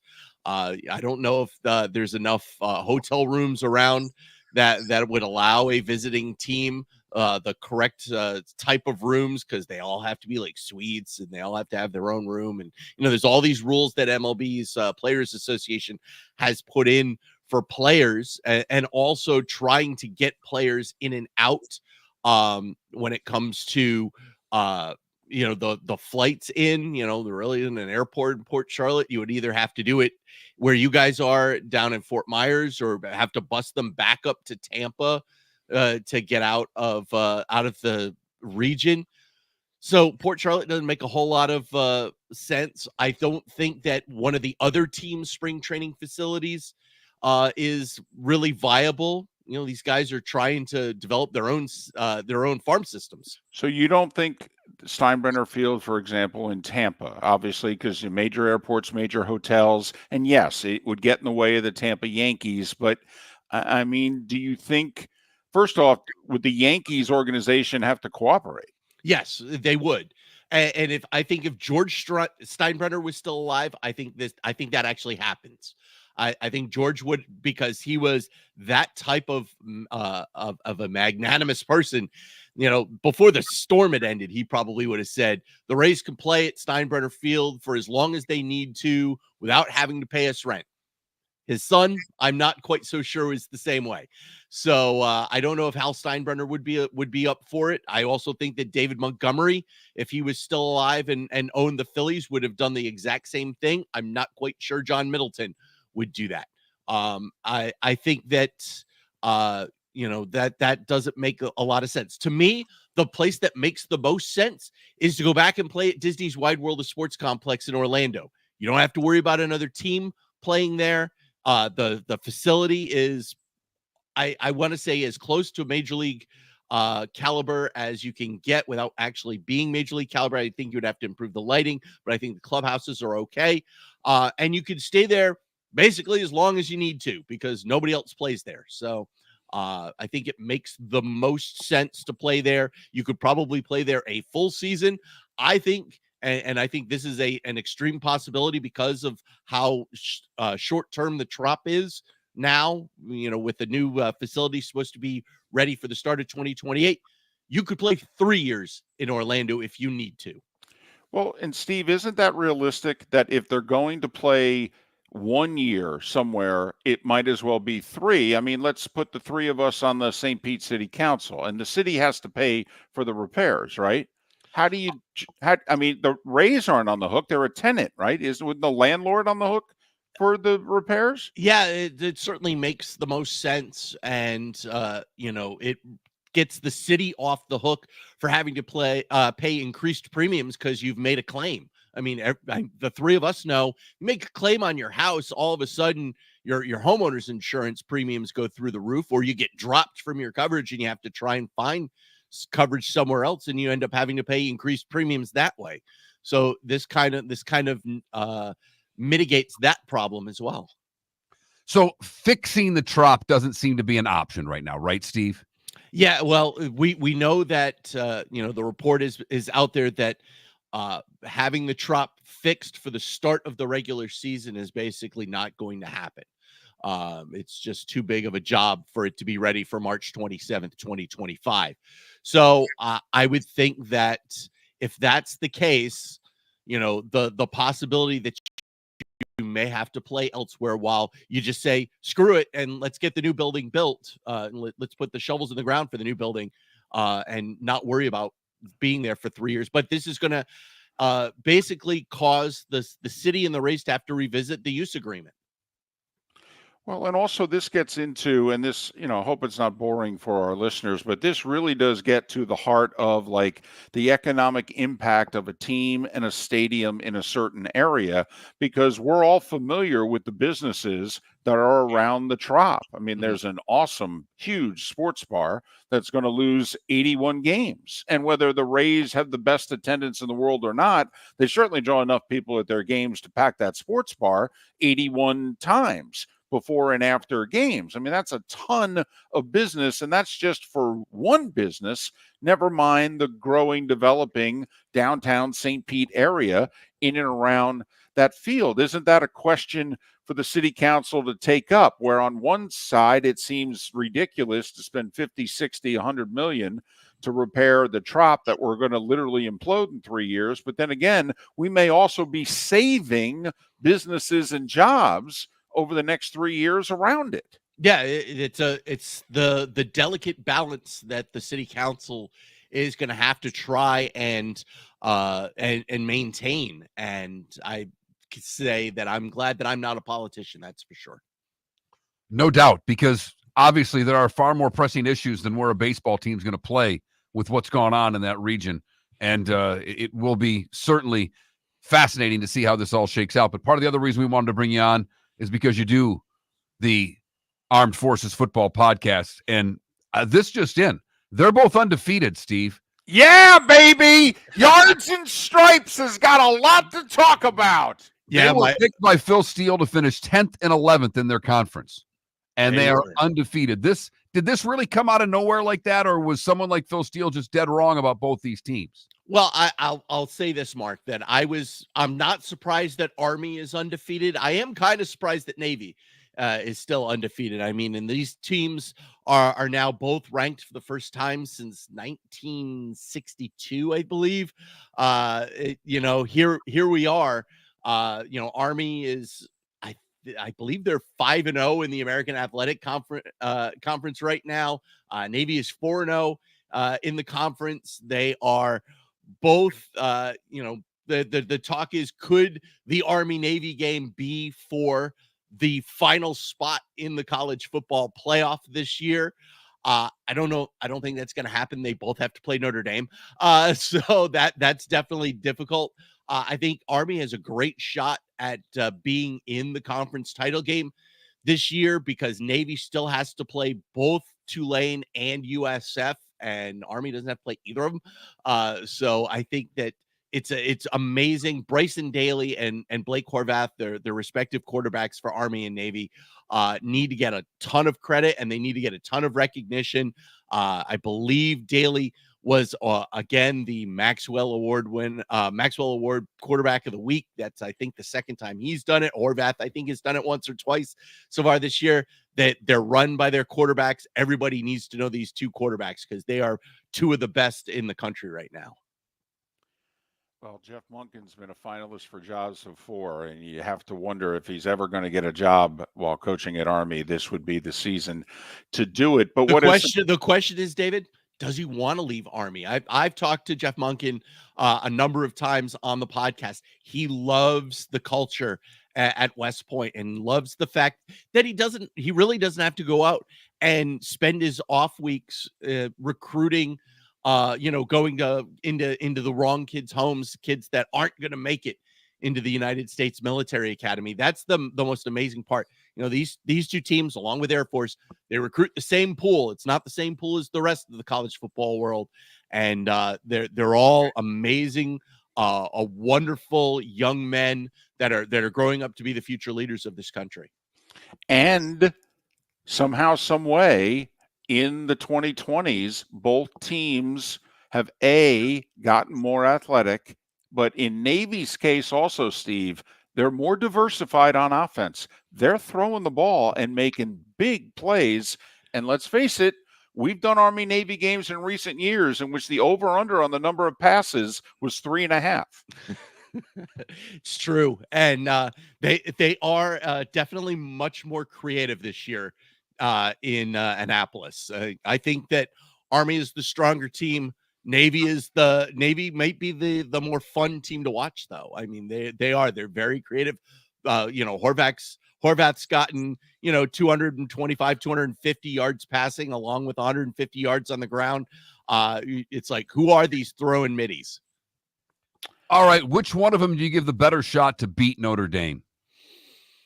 I give Army the better shot to beating Notre Dame. I think they're a stronger team up front. I think they have a better offensive line that I think will give Daly a better shot at having a huge day. So I would say Army has the better shot, but after watching Northern Illinois, I think they both have a shot. Steve Carney, Yards and Stripes is his armed services football podcast that he co-hosts. Also, stpete9.com, covering Rays baseball from major leagues through minor leagues. Can the Rays financially survive playing in a minor league ballpark for the next 3 years? You've got the whole Bally situation. Yep. And then we can make fun of Rays attendance all we want, but maximum attendance, if you play in a minor league ballpark, even a big one, would be like 800,000. And the Rays do about double that. Okay. So, this would be a big financial hit. Never mind the whole regional sports thing. Are the Rays on solid enough financial footing to stay competitive for the next 3 years? Because, Steve, we've talked about it. They think they're getting the whole starting pitching staff for next year. The Rays expect to compete next year. Yeah, they most certainly do. And the other thing that you've got to take into account is the fact that if you do make the playoffs, you're going to be playing playoff games in a minor league stadium. And we all know that the Players Association, splits that money, the gate money. That's how the players get paid in the playoffs. Is from a percentage of the gate money. And if you're only getting 9,000 fans through the gates in Disney's Wide World of Sports complex in Orlando, that money is going to take a deep hit. And you have to wonder if the Players Association is okay with it. I mean, the A's don't have to worry about it. They're not going to make the playoffs playing in Sacramento.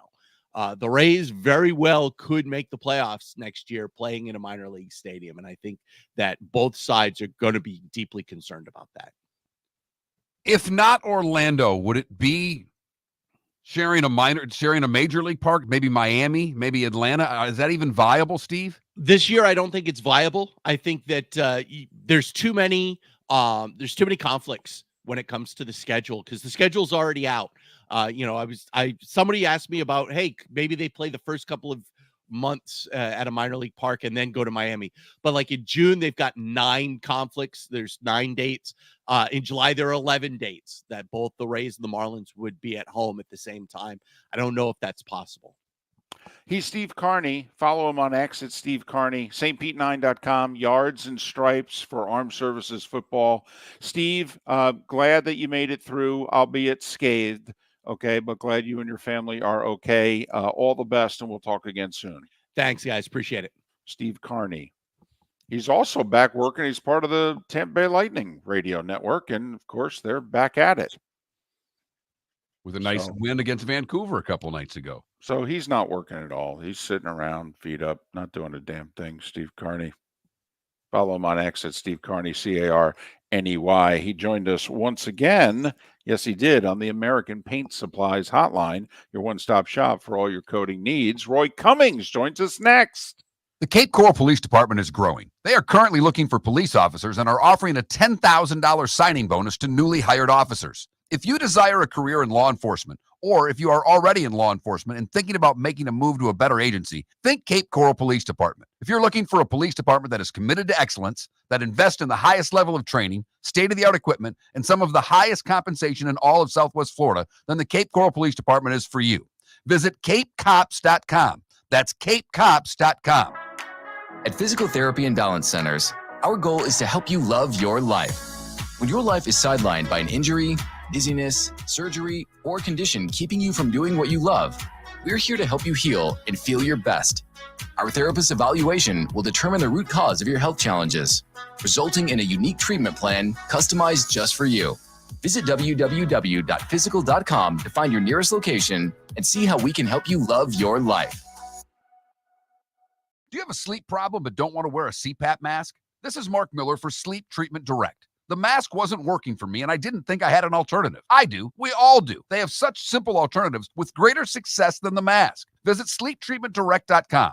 That's sleeptreatmentdirect.com. And if you are like me and your CPAP machine isn't working for you, it's time for a change. Call 239-444-1741. That's 239-444-1741. Sleep Treatment Direct. Sleep safe and sound. American Paint Supplies, for nearly 30 years, is your one-stop shop for all your coating needs. If you are a designer, a contractor, a professional painter, or a weekend warrior, American Paint Supplies is the place where experts go to get expert solutions. At 6100 Shirley Street in Naples off of Pine Ridge, American Paint Supplies delivers the best solutions with the best products with the best support. Meet Gene and his team today at American Paint Supplies. Call 239-566-2700. That's 566-2700 or online at AmericanPaintSupplies.net. Gentlemen, has your wife mentioned getting new flooring, but you don't want to go through the hassle? Well, go see the Floor Meisters in Naples next to Costco. They understand your time and money are important, so they'll make it as painless as possible. With a huge in-stock selection of carpet and Cortec, they can get you the floor your wife's been asking for.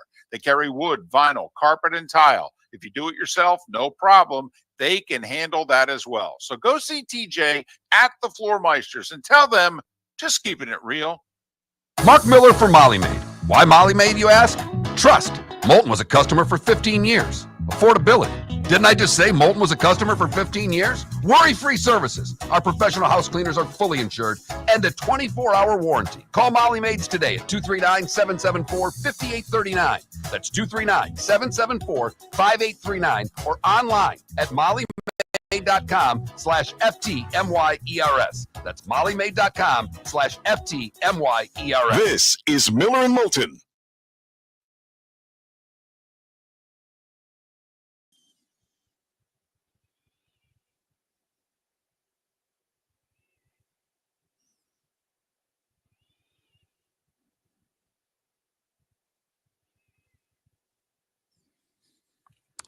Well, Steve said 9,000. I thought it was 10, but he's been there more recently than me.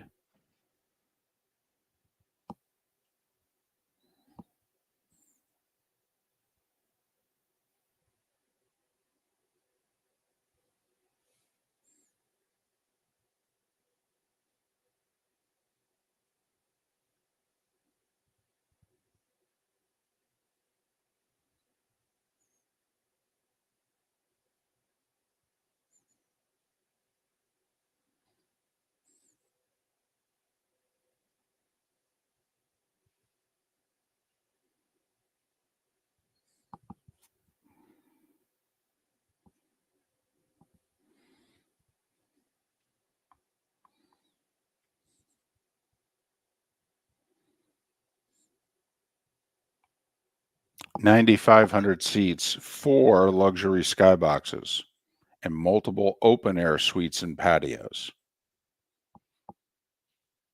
So there.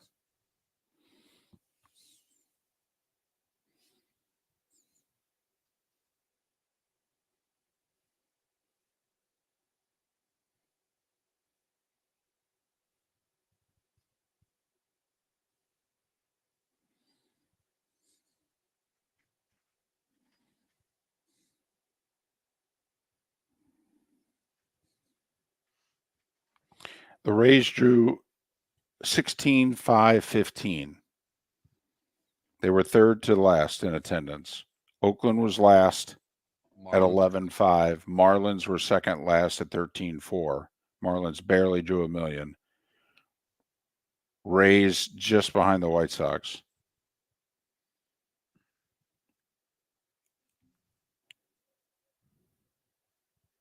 Was that on purpose? What do you mean? You called me. No, you called me. Oh. And so I hung up. I just figured it was a butt dial. That's interesting. At least that's how I saw it, unless I was inadvertently calling you and then Yeah. I hung up. How we doing, Roy? Scrambling, boys, scrambling. I had to send the link to my work computer, and at first it didn't want to accept it. And then I put it into Chrome, and it took it there. So bottom line is we are good to go at this point. So that's all Yeah, that matters. Well, no. What matters is how are you and your Oh. family doing? Well, as you can see, nothing has changed here. So I still have a board up on that window there. I'm just waiting. I'll do it. Probably take it down this weekend because we heard there might be a couple others. No, we're doing okay. Everything is good. Came home. Little bit of water in a back patio right behind me here. But just a couple of strips of wood just onto the threshold there. That was it. No damage. Just don't have cable TV or internet. I haven't seen a sporting event really in over a week, including the Bucs game. Oof. That's not good. No, it's tough. I'm working off a personal Wi-Fi hotspot, which I have no idea how I've connected that consistently, but I somehow have. It usually takes me about 15 minutes, a couple of YouTube videos to crack the code, and then somewhere out of nowhere.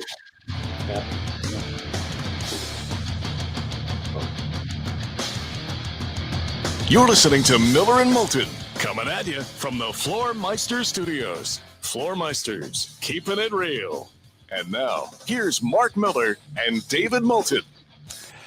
Dr. Roto to answer your fantasy football questions in a little more than 30 minutes. Don't send them in yet, but start formulating them in your mind, and then we will call for them right before Dr. Roto makes his weekly appearance in a little more than a half an hour. JP Shadrick to join us live across the pond to talk about the 1-5 Jaguars. He will do so 1 hour from now. But joining us on the American Paint Supplies hotline is Roy Cummings, who was also impacted by Moulton. You got power back? Yes, we got power back late Sunday, probably about third quarter of the Bucs game. Got power back. So, yeah, we've got that, but I still have no cable TV or internet or landline phone access. So we're still scrambling a bit here, but you know what? Everything else is good, solid, no issues. Lost a bit of a fence, but that can be replaced, obviously. Well, good to hear, because obviously we know it could have been a lot worse and was for so many people in that region. So glad to hear you're doing as well as can be. The Bucs, they did pretty well. So I hear. I didn't see. I did spend a little bit of time looking for a place to watch the game, but they were either closed or no place to park because it was so packed, and I didn't get there in time. This is in the middle of trying to clean up after a hurricane, obviously. So I did hear a little bit of it on the radio, and then I followed it on the internet as best I could, and it was At one point, you think they're going to blow them out, 17-0. And then the Saints come back, and you're like, oh, my gosh, what the heck's happening here? And then, of course, Baker Mayfield continued his hot ways, and they developed a running game, and Sean Tucker had a great game, and they came up with enough big plays to pull it out is my assessment of what little I saw and heard.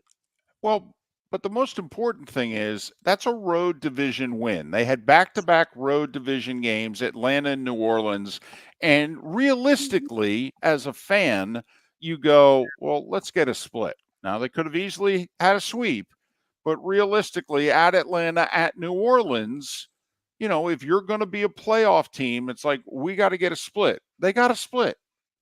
Yeah, they got a split. That's excellent. And you know what? They played very well in Atlanta, too. So I like the trend here. The thing that concerns me is we can't throw away the fact that this last victory came against a rookie quarterback who kind of had a pretty good day himself. And that concerns me. I mean, I still wonder sometimes if it had been Derek Carr. And I mean, I'm not one of those guys that just says, what if and all that all the time. But I'm just concerned about the defense. It's just not humming the way it needs to. And look, you guys have been all over it about trying to bring in a guy like Reddick, and now I'm seeing some reports about Olajuwon, I believe his name is, with the Giants, and maybe him coming in. I still think the Bucs feel like they've got the bodies to make it happen, but right now it just isn't happening. And maybe after Kalijah Cansey gets his legs under him, maybe it gets a little bit better. But that pass rush, you got to get better, guys. And we could talk about the defense more, but I do want to focus on Baker Mayfield because he had a terrible second quarter. He threw a bunch of picks. And a lot of the time when things go badly for a quarterback, they continue to go badly. But Baker was able to right the ship. And I thought that was important for him to suffer a really bad quarter of football and get through it and not let that turn into a horrible game. Yeah, that's a really, really good point because you're right. I think we've seen, with quarterbacks when they're – and let's face it, Baker Mayfield's still young. He's not a seasoned veteran yet, even though he's been through a lot. And I think he's matured a lot faster than people thought he would. But the bottom line here is that, yeah, he's able to brush off those bad plays and move on. And that's really that's another sign of a guy who can take you far in a season and maybe deep into the playoffs, is a guy who doesn't let that kind of stuff affect the next play and the next series.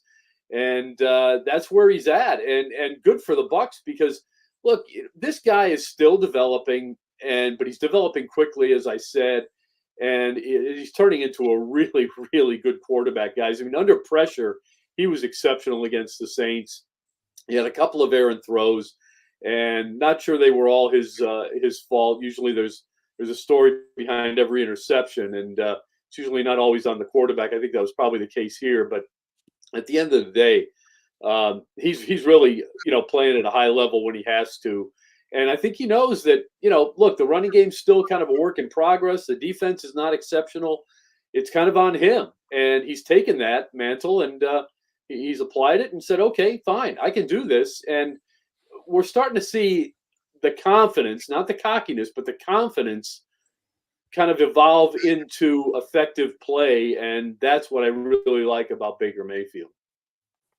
This is his seventh season. He's 29 years old. He was the first pick of the 2018 draft. He's going up against Lamar, who was the final pick of the first round of the 2018 draft. We know what the Ravens bring to the table, though, Roy. They bring a power running game, whether it's Lamar leading the way or now it's Derrick Henry. All right, you've got to be able to stop the run. All right, how healthy is Vita Vea? And can the Bucs, who are getting gashed in the secondary, can they man up in their front six to the Ravens, who are going to bring it? Yeah, they are going to bring it. And guys, look, there's always been a lot of talk about how the Bucs are very good against the run. I've never been so sure of that. I think they can be beaten against the run. I don't like this matchup for them. I think they can get worn down pretty easily against Baltimore. And so, we'll see. I don't feel good about this one. If Vita Vea is healthy, I think they're going to be okay. But it's still, I think they're looking at a long afternoon. They're going to need to get a lot of support from the secondary coming up and filling those gaps, or it's going to be a long night. And one of the things I worry about is missed tackles were a problem for this team early on. I'm not sure just yet about the tackling efficiency of the secondary.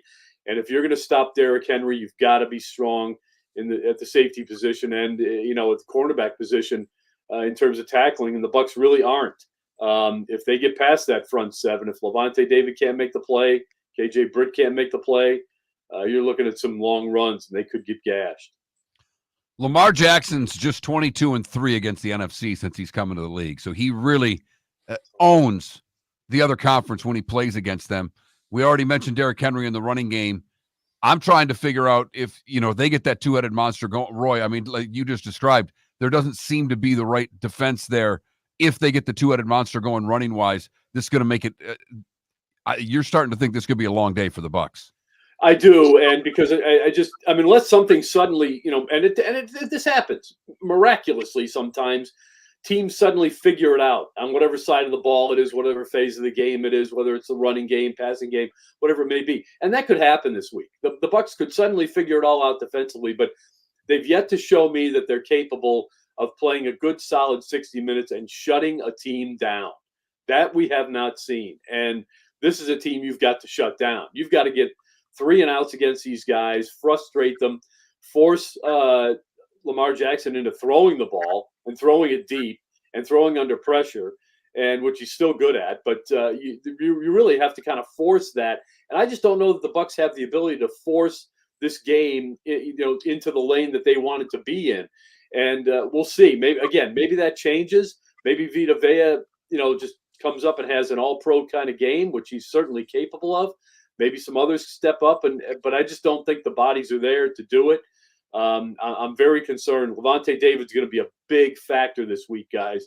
He's going to have to be a big factor. I think if he doesn't have an A-plus game, as you said, Mark, it's going to be a long afternoon. Well, we just saw 3 trades go down this week. And yeah, a lot of times this is a sports talk radio conversation, not a realistic scenario. But the Bucs, Jason Light's made some deals, and you can find that plug 25, 30 snap defensive tackle off a roster for a 6th or 7th round pick. I mean, it's one thing to get a pass rusher. You probably got to give up a 3rd round pick and spend money on Hassan Reddick.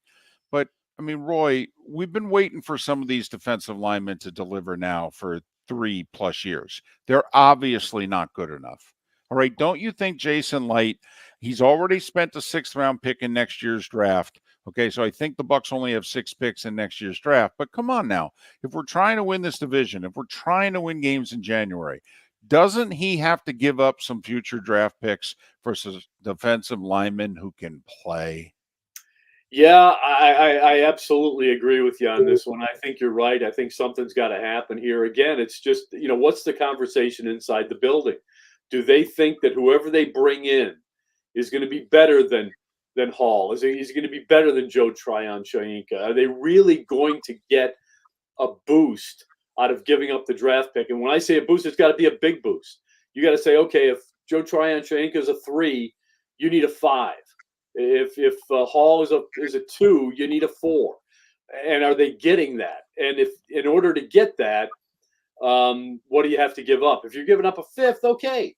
But if you're giving up a 3rd, they're not going to give up the premium picks because, again, Jason Light, in my opinion, guys, does a tremendous job of keeping one eye on the present and maybe 1.5 eyes on the future. He's always thinking about building better later. And look, you got to start thinking, how much longer do you have with Mike Evans? How much longer do you have some other guys? They've got to certainly be conscious of the fact they probably need another tight end. They've got to be conscious of the fact that they've got to get some weapons coming up. It's not going to be just offensive linemen where you can pick 26th overall and make something out of it. Get a center, get a guard. You've got to start getting weapons. And they're not going to be in a weapon position in the draft. And they're not going to have the arsenal really to move up and get into that spot. So they've got to be very careful about letting those draft picks go. Well, they've got probably this year and next with Lavonte David and Mike Evans still being terrific players. So, there's also that window. So you're looking at the big window, and then you're looking at the really small window with some of your key players. He's Roy Cummings. Follow him on X at rcummingsfhcn, rcummingsfhcn. Roy, all the best to you and your family. Getting fully back up to speed, and we'll talk to you after the Bucs Ravens play Monday night. We'll talk to you next week. Hope I can see that one, guys. See you. Well, you can have a good seat at it. Okay, although sometimes Roy doesn't want to deal with the traffic for some home games. But Roy joining us on the American Paint Supplies Hotline, your one-stop shop for all your coating needs. He's in a bind. No internet, no cable TV. Yeah. Those are real problems, David. Yeah, with multiple jobs. Yes. It is for all of us, Mark. Dr. Roto in 25 minutes. Get your questions ready.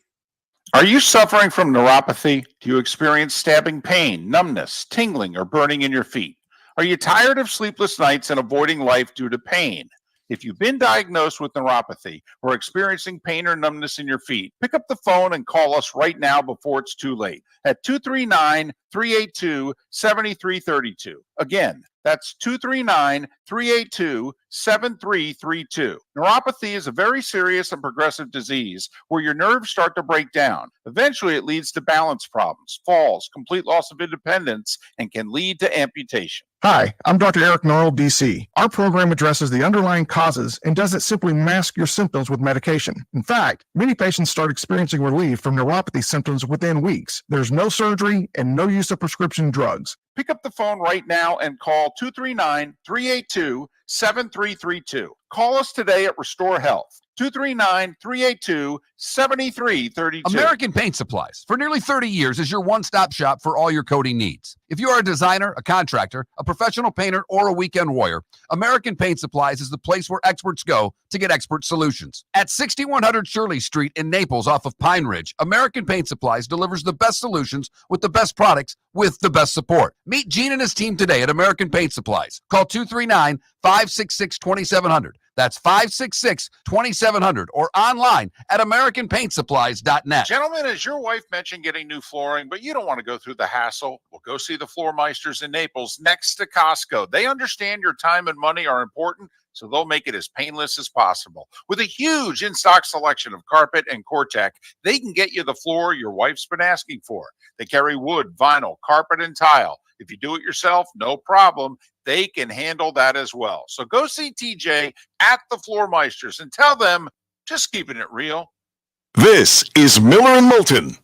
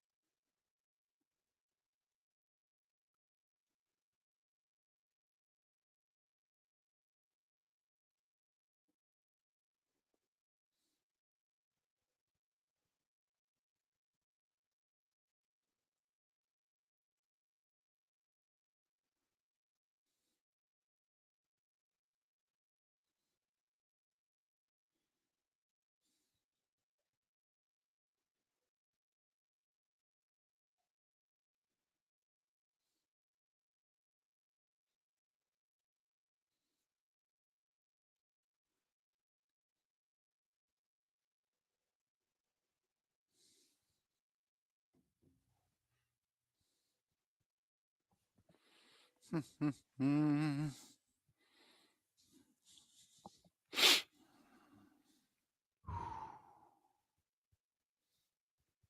all right?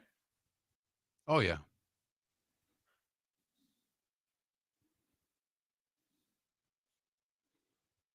All right, good. Roto texts me back that he's good.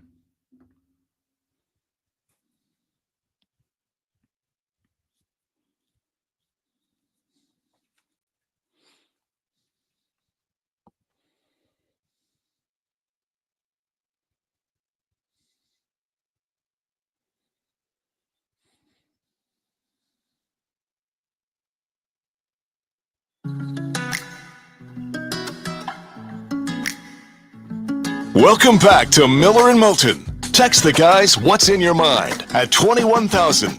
That's 21000. And now, here's David Moulton. Coming at you from the Floormeister Studios in Naples, next to Costco. Floormeister's keeping it real. TJ from Floormeisters was listening an hour ago when I was talking about my bum shoulder. He's like, oh, yeah, I had one of those. All right. He starts sending me a list of all the routine things that were a problem for him. I'm like, yeah, we start going back and forth here. This is a heck of a list. So I'm not going to be on the show tomorrow. I'll get my right arm and shoulder fixed. So scheduled to be back Monday. Trent will be filling in, but don't worry. I will give you my picks. Sure, the bet the other way so that you can all, make your money and what have you. You've had one good week. I had two. I had two big weeks back to back. Okay. 2 big weeks. Yeah. 4 losing weeks, 2 big weeks. Yeah. Don't get me wrong. I'm still, I've escaped White Sox territory, and I feel as if I'm a step above Marlins Rockies territory, but not quite to Reds Blue Jays level where, I'm below average, but terribly disappointing. I'm terribly disappointing and terribly disappointing. I still need a good week just to venture into the 75 to 77 win season club. If you know what I mean. I'm looking at like a 5-12 NFL season right now, Mark, and I'm trying to have a good week where I venture into the 7-10 season club. Dr. Roto coming up in about 15 minutes time. So send your questions in. 21,000 is the text line, or you could submit them in the Twitch chat room. Probably have a little more time in the Twitch chat room on the text line. Would love to see those questions piling in now. Makes both David and I's lives a little easier if we have a little time to get these questions ready for Roto in our next segment coming up here on Miller and Moulton. So listen, since I'm not going to get to do this with you tomorrow, if you can indulge me for a minute, you think the 2 unbeaten teams are unbeaten next time you and I do a show? I mean, Minnesota's home for Detroit. They came off a bye week, right? Yep. Okay. Chiefs, they're both coming off of bye weeks. Exactly. Chiefs undefeated in San Francisco, proverbial Super Bowl rematch, Chiefs off a bye. If I were to ask the question 0, 1, or 2, how many unbeatens are we going to have Monday morning? I would say 1. Which one you more confident in getting beat? Chiefs a 1.5 dog on the road. Vikings what? 2-point favorite? 2.5 favorites. Yeah, at home against the Lions. I think the Lions are going to win. Sam Darnold didn't. I mean, he did not play well in their last game. No, that was the first hiccup, if you will, of the Vikings offense so far this year. And but they won. That game has to be a shootout, and I don't know if the Vikings are prepared to win a shootout against Detroit. Now, if Flores dials up the right packages and slows Detroit down, I'll be very interested to see how they defend Detroit. What do you try to take away if you're Flores? Try to take away the running game, don't you? Yes. Yeah, because you want to put them in passing situations where then you can come after them. This arguably the best offensive line in the league also. So Flores and all his pressure packages, they're home. Maybe that pass rush with a little bit of an edge at home. It'll be a very loud crowd. Lions will have to be in silent count the whole game. Well, a loud crowd and then whatever they pipe in. Absolutely. I don't know if they pipe it in as loud as they used to in the Metrodome. Man, that place. And they piped it in. So I was standing on the sidelines many times. They piped that sucker in. They did. That's okay. I'm fine with that, by the way. I am. I know it's against the rules. I have no problem. You know me. Home field advantage. I'm all for it. I'm for, what Red Auerbach used to do with the no air conditioning in the locker rooms. Okay. The people were convinced for years that Al Davis had the visiting locker room bugged. All right. Ask Jets players in a playoff game. Walt Michaels is screaming at the ceiling at halftime of a playoff game against the Raiders. I know you're listening, Al. I know you're listening. I love all that stuff. I'm in. 50.5's the over-under on the Lions-Vikings game. That's like 27-24 type of game. Right. Oh. Take that. What if Minnesota wins? Is this let's be honest with ourselves, we're happy for the Vikings. We love the coach, thrilled for Sam Darnold, finally living up to, potential and all that and setting himself up to really get paid. But, we're still kind of patting the Vikings on the head a little bit, aren't we? And they've beaten the Niners, the Texans, and the Packers. And they went into Lambeau, and for 2 hours, they spanked the Packers. What were they up 28-0 on Green Bay? Nobody goes into Lambeau and does that to Green Bay. Ever. Never mind when the Packers have a pulse. They've beaten the Niners, the Texans, and the Packers back to back to back. And we're still patting them on the head a little bit, aren't we? It is the ultimate disrespect of what we're giving the Vikings based on who they've beaten. If, we don't do power polls on this show, we don't care. But it would be tough not to rank Minnesota number one based on whom they've beaten. Totally. And how they've beaten them. Yeah. They whacked the Niners and the Texans. They really took it to them. You want to make the argument Niners coming off Monday night, whatever. But, they beat the Texans by 27. I think that was the previously undefeated Texans when they showed up, too. It was. And the Texans have lost how many games since? Well, that'd be 0. That would be 0. Right. So, I'm just wondering when it is that we give it up for the Vikings. But it seems as if this would now be the week, right? They beat Detroit, who we still think is a better team than Minnesota, that they're still going to win the division, not the Vikings. Even though the Vikings are at home, they beat Detroit. We now go, oh, okay, all right. You're the team. You're the new bully on the block. Will be interesting to see what Detroit does as far as a pass rush now with no Hutchinson, to see if they can get any sort of a pass rush on Darnold. Because O'Connell can scheme guys open. He's able to get Jefferson open. He's able to get other guys open. And the Lions secondary is still the weakest part of their team. Yeah, he didn't come off the field much either. And, you can count on very few hands the 60-plus snap defensive linemen anymore. There's a lot of really good linemen who get rotated out for the first 2-3 plays of a drive, or there's a whole drive where they get to sit it out on the bench. That's 6 to 8 plays they don't have to put on their legs. Hutchinson's on the field all the time. You are right. He barely comes off of the field, David. So it's not just what he does in the pass rush. It's basically 60 plays that you need someone to fill in. And you probably need 2 guys to fill in just based on the number of snaps that he was getting.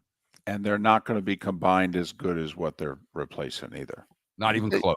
It's a big loss. There's no question about it. It's why I think they need to go make a deal. Rumor is they've made inquiries on Reddick. They should. I thought it was going to get done yesterday if it was going to get done because they put a window on Rosenhaus on how much time he had to make that deal. I thought the deal would get done yesterday. It did not.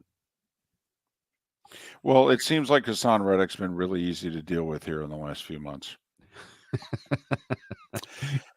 Get your questions in, 21,000 on the text line, Twitch chat room, Dr. Roto to answer all your fantasy football questions. He makes his weekly house call next on Miller and Moulton. Mark Miller for Molly Maid. Why Molly Maid, you ask?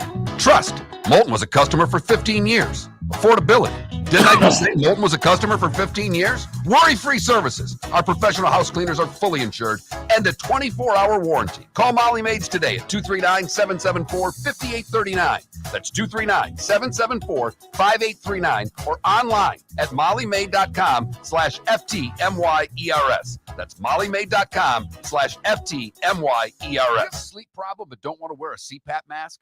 This is Mark Miller for Sleep Treatment Direct. The mask wasn't working for me, and I didn't think I had an alternative. I do. We all do. They have such simple alternatives with greater success than the mask. Visit sleeptreatmentdirect.com. That's sleeptreatmentdirect.com. And if you are like me and your CPAP machine isn't working for you, it's time for a change. Call 239-444-1741. That's 239-444-1741. Sleep Treatment Direct. Sleep safe and sound. Visit Jason and Todd at the Diamond District. A natural diamond is the oldest artifact you will ever touch, and each is one of a kind. Jason and Todd at the Diamond District would like to meet you personally and share their love of natural diamonds and the positive impact of purchasing a natural diamond. We promise that in our vault sits the largest selection of GIA certified natural diamonds at the most competitive prices in the world. Jason and Todd look forward to shaking your hand and welcoming you to their Diamond District family. The Cape Coral Police Department is growing. They are currently looking for police officers and are offering a $10,000 signing bonus to newly hired officers. If you desire a career in law enforcement, or if you are already in law enforcement and thinking about making a move to a better agency, think Cape Coral Police Department. If you're looking for a police department that is committed to excellence, that invests in the highest level of training, state-of-the-art equipment, and some of the highest compensation in all of Southwest Florida, then the Cape Coral Police Department is for you. Visit capecops.com. That's capecops.com. This is Miller and Moulton.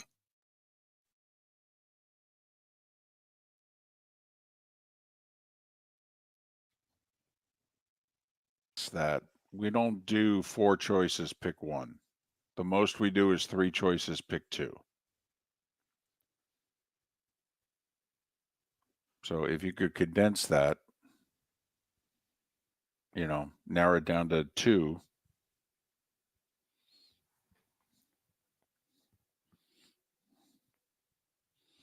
Because otherwise also then the questions start getting pretty crazy.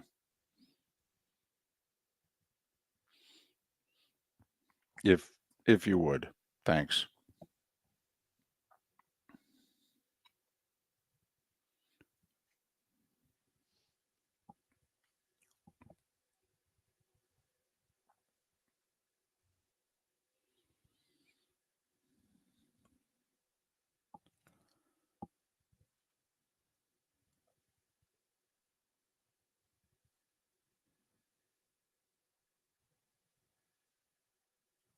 At Despicable D, I just said the most we do is pick 2 out of 3. That's because it's also bad radio. It's too many names. It's Morning. Thank you, Autumn Wind.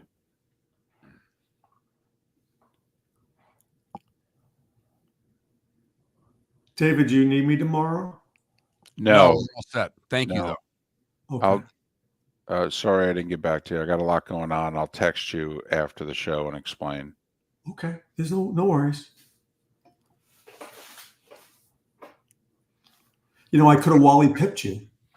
Well, there's no doubt, and that's going to happen. Yeah, it's not going to happen. That's going to happen. Yep.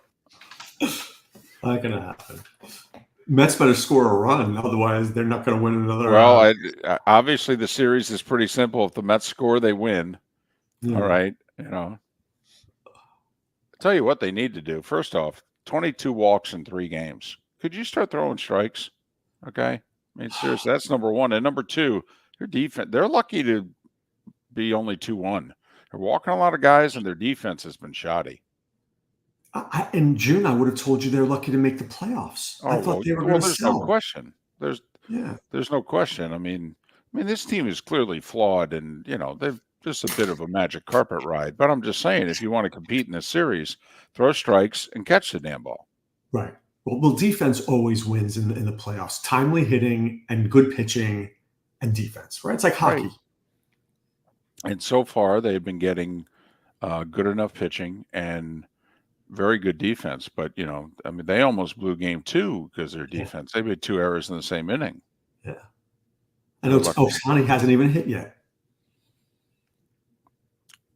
I'll bet you they make 2 changes to the lineup today. I'll bet you McNeil plays for Iglesias, and I actually think they're going to bench the catcher Alvarez.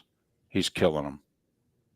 He's left 10 men on the last 2 games. I know, but who are you going to put in instead? Well, the Torrens, the backup, who actually played pretty well this year. I mean, Alvarez is hitting like 205. I mean, I know. I mean, so if you're Mendoza, if you're making any changes to the lineup, you're making them today. Right. It's do or die today. This is it. Because if you go down 3-1, you're not winning the series.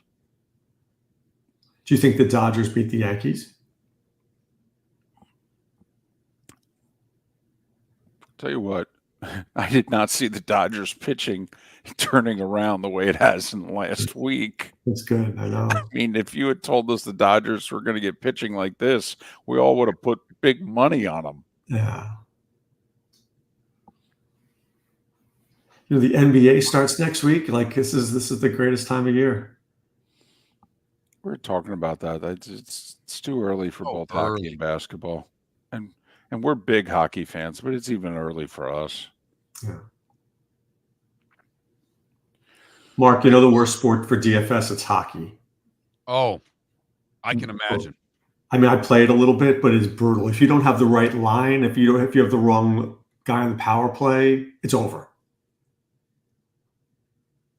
I do a season long, which is fun because it lets me pay attention more. Oh, that's good. All right, here we go.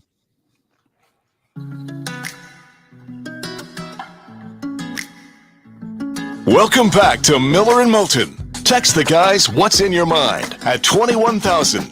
That's 21000. And now, here's David Moulton. JP Shadrick to join us from across the pond at the top of the hour. Joining us, as he does every week at this time on the American Paint Supplies hotline, is Dr. Roto, his weekly house call, drroto.com, drroto.com, an outstanding fantasy sports site, more than just football, but obviously does a great job with that. You can hear him Saturday mornings on the SiriusXM Fantasy Sports Radio. Follow him on X at Dr. Roto. Doc, thanks for your house call. How are you? I am doing much better than the New Orleans Saints are doing because that team, I don't even know who some of these receivers are tonight. Well, that's going to be the first question. I know usually you like to stay away from a Thursday night game, and ideally you don't necessarily want your team resting on a Monday night game. But is there anybody worth playing tonight in this Denver-New Orleans game? Well, it's funny. I like the Monday night games. We call them like the Monday night hammer. You always want that last guy, last licks. Remember that when you played in school? I'll give you a couple of names. First of all, Kamara's always in play. Always in play. I picked up a lot of a guy named Bub Means in my leagues because Olave is out with the concussion. Shaheed is going under the knife for surgery. They're saying that he could be out 4 weeks. I'm going to predict that he's going to be out for the season. I am. I think it's going to be worse than they think it is. So Bub Means was a pretty darn good player at the University of Pittsburgh. Got a lot of speed. So he's the guy there who I think emerges as the number 2 receiver. If you want to play Juwan Johnson, it feels desperate, but so be it. On the other side, you're going to play Javonte Williams and you're going to play Cortland Sutton, and you're really going to hold your nose and not play much of this game. 36.5 is the over-under, to Doc's point of what this game looks like tonight from an offensive standpoint. 21,000's the text line. If you've got questions for Dr. Roto or in the Twitch chat room, line up your questions for the good doctor. Before we get to the specific questions, the trades that have gone down this week, your thoughts both ways, like Devontae to the Jets, but also now who do you play or avoid with the Raiders? Your thoughts on the deals, Amari Cooper, Devontae Adams, and how, in your estimation, this is going to affect all 4 teams fantasy-wise going forward? Yeah, fantastic question. Okay. For the Jets, Adams, I think, becomes, dare I say, their number 1. I mean, Rodgers was getting used to Garrett Wilson, but it wasn't perfect. Alan Lazard will always have a place because he's Aaron Rodgers' guy. Mike Williams is droppable unless he gets traded. He may get traded. Some team might want him. I know the Jets don't really want him. I'm down on Tyler Conklin as well. Even though Rodgers uses the tight end, you've got to think he's going to feature his 3 receivers. Going back the other way for Vegas, Jacoby Myers obviously becomes the 1. Trey Tucker is solidified as the 2. There's a guy named DJ Turner who becomes their 3. I like Myers. I like Tucker. I really love Brock Bowers. He is their number 1 for better or worse. For Buffalo, Amari Cooper immediately goes into the 1 spot. I think it helps Khalil.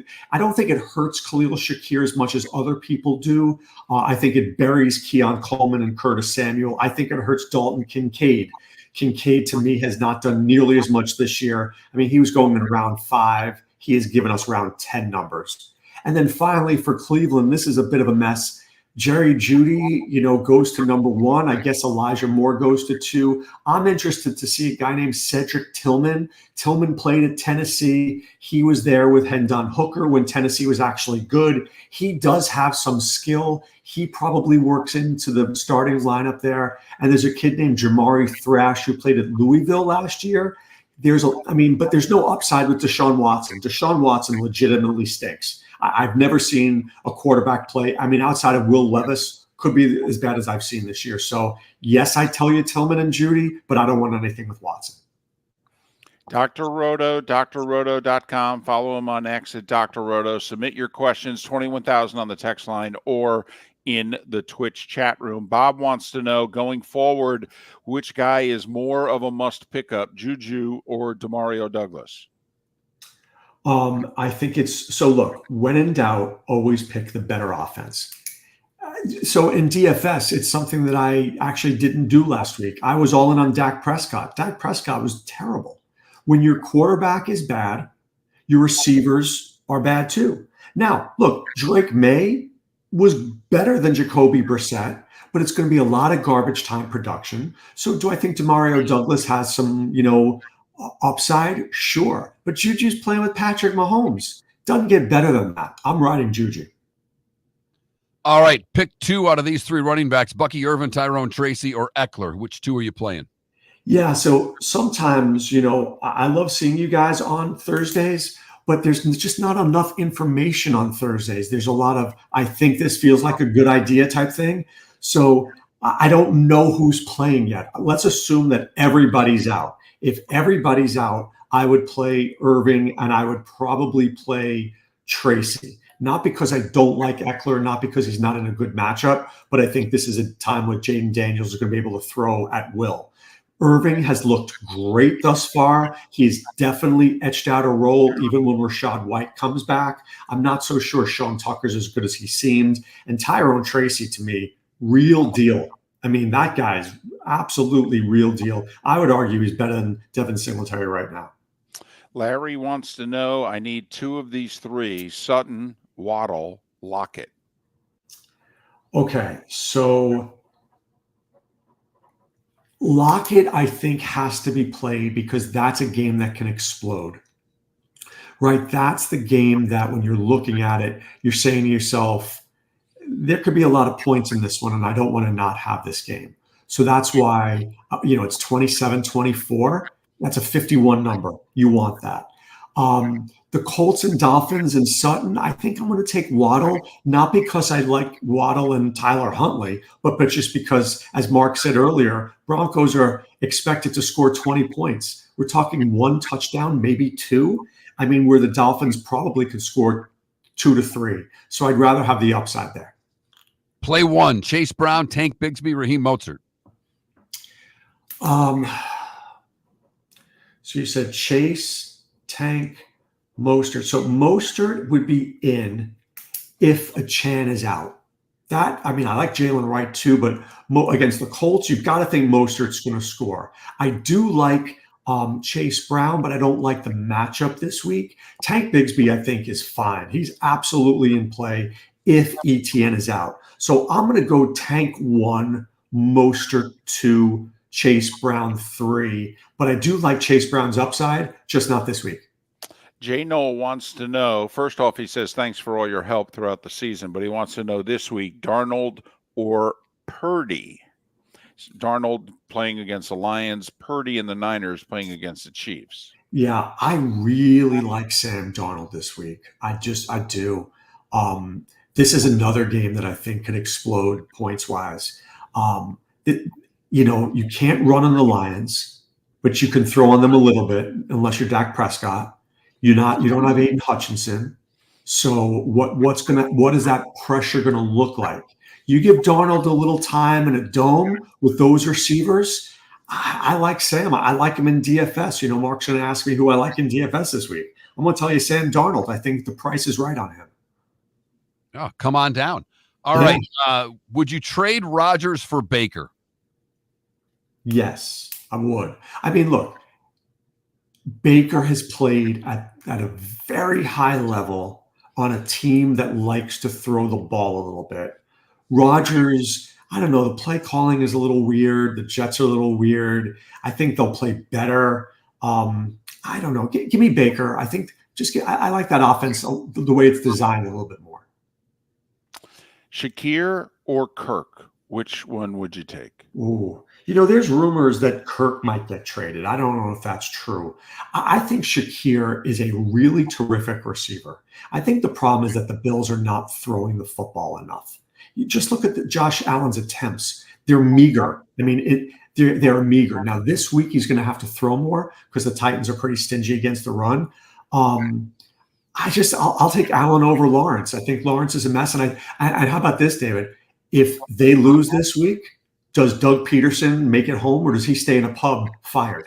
Well, this is fascinating. And we're going to talk to, JP Shadrick in 15 minutes because Doug is not avoiding it. And he's like, I talk to the owner every day. We're on the same page. You guys, he's basically saying, I understand the question based on our record, but you guys don't fully understand what's going on here. He's giving the impression, that they made some wrong choices on players and they need to change the character in the room. And the quarterback's kind of backing up the coach for what that's worth. So I'm curious if the owner who said, hey, I think this is the best team I've had since I've been owner, is now walking away from that stance. Look, we all watch football, right? We all love it. If you watch that game, don't tell me Caleb Williams is good. Caleb Williams had a cushion of 42 yards that he could run because Jacksonville's defense, I've seen middle school teams play better defense. They looked disinterested. They weren't trying to tackle. They were just not interested. Look, say what you will about Jackson's team 100 years ago when they didn't win a game. At least they play hard that season. Jacksonville laid up. Desperation trade question for you here. At least it looks that way to me. Trade Tyreek for A.J. Brown? I don't think that's a desperation. I think that's a ripoff. I'm taking A.J. Brown right now, unless you're telling me Tua's back next week. I think he is. Then if that's the case, that's a clever deal because you're trying to get in a week early before Tua comes back, trying to capitalize on can Tua stay healthy. And if he does, Tyreek's value goes astronomically higher. But if he doesn't come back, I want A.J. Brown. All right. RCB got a trade offer, and he got it from his son. So he's Ooh. wondering if he's being taken advantage of. McCaffrey and Hawkinson for T. Higgins and Jacobs. And who does he have? He has T. Higgins and Jacobs. Oh, and he can get McCaffrey and Hawkinson? Yes. That's interesting. I'm not as against that as you would think, but I think we're still a couple of weeks away. Remember, San Francisco's on a bye week 9. We're in week 7. So basically, you could be getting nothing from those players for the next 3 weeks. Let's just assume that. So T. Higgins and Josh Jacobs, they're going to help you this week. They're going to help you right now. So if you need to win 3 games, I wouldn't make that trade. But I don't hate if you wanted to make that trade in week 9, I'm okay with it. Flex PPR, Bucky Irving, Brandon Ayuk, or Chase Brown? So look, I think that Ayuk has to be in play because we don't know who's running the ball for the 49ers. Is it Jordan Mason? And if it is Jordan Mason, how many carries is he going to get? What's Garendo going to do? If I'm Shanahan, aren't I leaning on my passing game? Aren't I leaning on Ayuk and Debo and Kittle? So, I mean, the 49ers are going to put up a bunch of points. I think I want the certainty of that passing game over the timeshare in the other games. Ingram or Njoku at tight end? The one thing I noticed was that Trevor Lawrence needs Ingram desperately, and he goes to him desperately. And look, we can blame Ingram all he wants. That was a great defensive play by the Bears guy in the beginning of the second half before it got ugly. I mean, Ingram was having a good day. I probably would go with Ingram. All right. Give us your special of the week. My special of the week is I like a lot of elements in that Lions-Vikings game. I like Darnold. I like Jefferson. I like St. Brown. I think we haven't heard a lot of St. Brown. This could be one of those 10 for 120 in a touchdown weeks where we're getting that old St. Brown back. So I think that game could explode into a really great one. Where are you going with the value on the bottom end? Because that's a lot of high-priced receivers. So I'm guessing you've got to have some bargains at either the third receiver or flex or running back. Do you have a bargain out there? You know, it's a great question. I'm waiting for that to emerge. Maybe it's Ray Davis at running back. If James Cook is out, maybe it's a Cleveland receiver. I don't know yet. That's, once again, we're going to find out a lot in the next 2 days with injuries, who's playing, who's not playing. So my guess it's going to be somebody in Cleveland. Dr. Roto. You can hear him Saturday mornings on SiriusXM's Fantasy Sports Radio. He's got a tremendous site called drroto.com, drroto.com, and you can follow him on X at Dr. Roto as well. He joins us every Thursday at this time. Doc, thanks for making the house call. Have a great weekend, and we'll talk next week. You too, guys. Take care. Dr. Roto joining us on the American Paint Supplies Hotline, your one-stop shop for all your coating needs. JP Miller and Shadrick Moulton to join us at the top of the hour. If your commercial property was impacted by the devastation of Hurricane Helene or Milton, 360 Fire and Flood is here to help. Whether you've been affected by wind, water, debris, or need temporary power, our dedicated team of restoration experts is standing by to help you restore and rebuild your property and your community. Call our national emergency phone number at 833-360-3334 or visit the website 360 Fire and Flood and make sure you mention you heard it on the Miller and Moulton Show. American Paint Supplies, for nearly 30 years, is your one-stop shop for all your coating needs. If you are a designer, a contractor, a professional painter, or a weekend warrior, American Paint Supplies is the place where experts go to get expert solutions. At 6100 Shirley Street in Naples off of Pine Ridge, American Paint Supplies delivers the best solutions with the best products with the best support. Meet Gene and his team today at American Paint Supplies. Call 239-566-2700. That's 566-2700 or online at AmericanPaintSupplies.net. Gentlemen, as your wife mentioned getting new flooring, but you don't want to go through the hassle, well, go see the Floor Meisters in Naples next to Costco. They understand your time and money are important, so they'll make it as painless as possible. With a huge in-stock selection of carpet and Cortec, they can get you the floor your wife's been asking for. They carry wood, vinyl, carpet, and tile. If you do it yourself, no problem. They can handle that as well. So go see TJ at the Floor Meisters and tell them, just keeping it real. Mark Miller for Molly Maid. Why Molly Maid, you ask?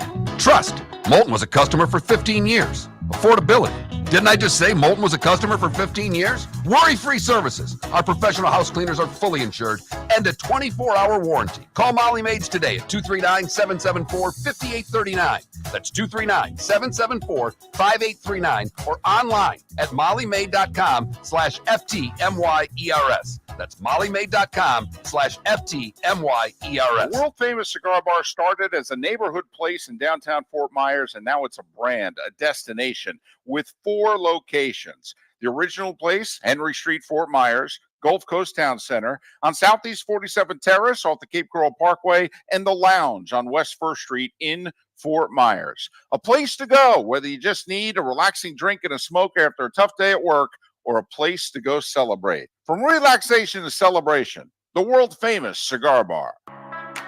At Physical Therapy and Balance Centers, our goal is to help you love your life.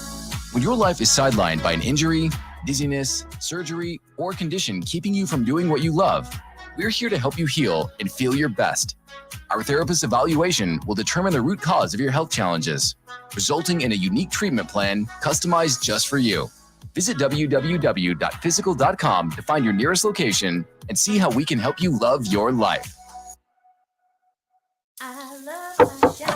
Honey, you want to come out? I haven't seen you since Glass Doctor installed our custom shower enclosure. No thanks. Well, you can't keep eating breakfast in the shower, and laminating your magazines is getting expensive. You remember we have guests coming over tonight, right? Oh, I'm sure they'd love to see the shower. It's our neighbors, and I highly doubt they want to be hanging out in our bathroom. The shower's so good, you'll never want to leave. Visit glassdoctor.com today and schedule an appointment online. This is Miller and Moulton.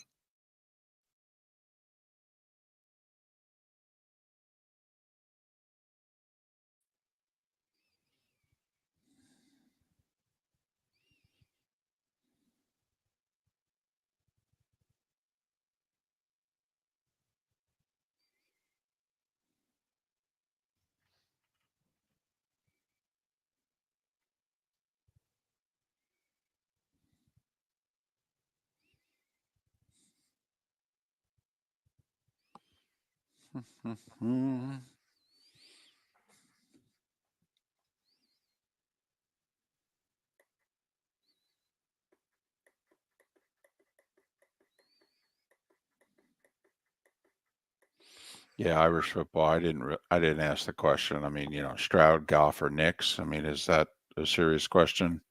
I mean, come on.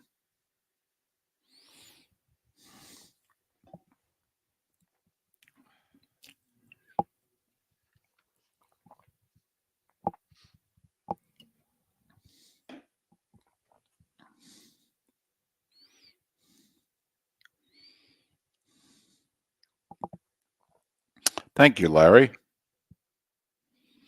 It would be nice to get use of my right arm back.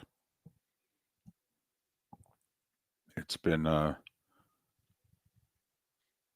challenging, more painful than challenging, but challenging.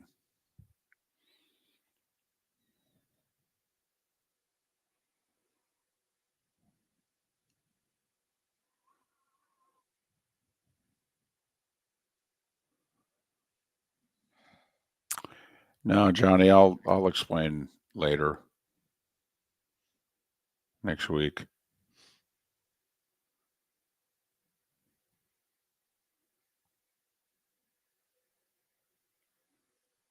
No, it's a humerus. Rotator cuff's actually fine. Whatever pain I've had in that area is because I'm trying to compensate for where the fracture is and kind of straining muscles back there. I've had to put heat on it just to loosen them up because I'm compensating. Uh-oh. JP could be at a pub. Oh, it'd be great.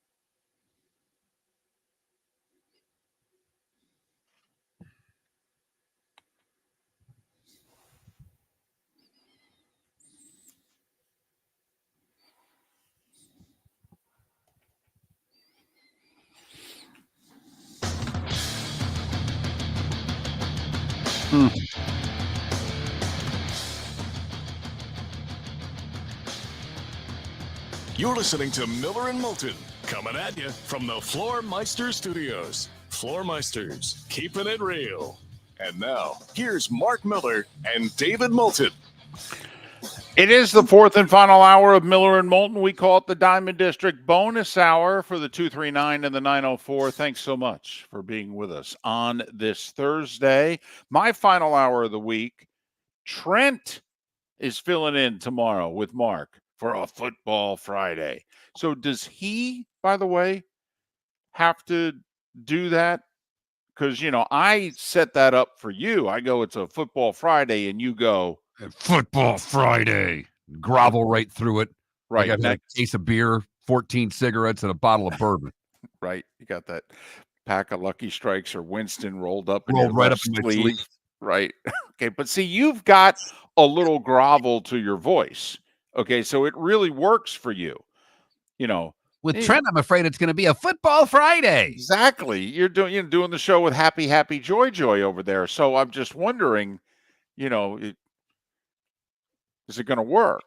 Does he understand? I was texting him last night going, listen, you got to have picks ready, I was about to text him and say, when are we going to talk today? We Right. gotta, because there is not a lot of show prep done combined with Miller and Moulton. We're on our own.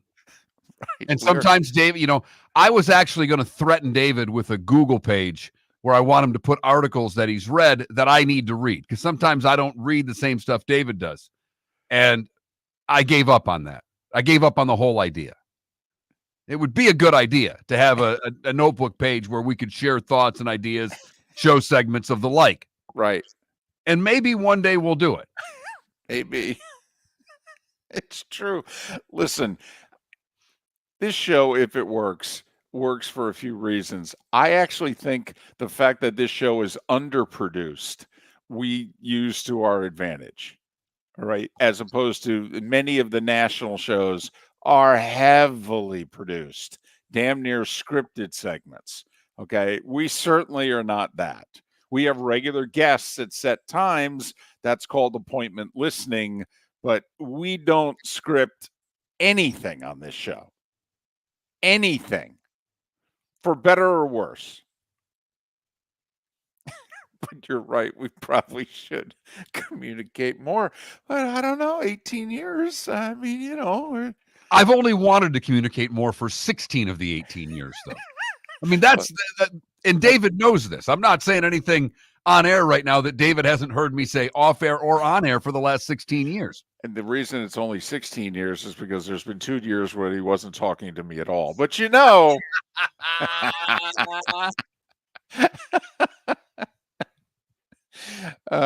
he didn't want to script a damn thing. Bad enough I got to do what I do.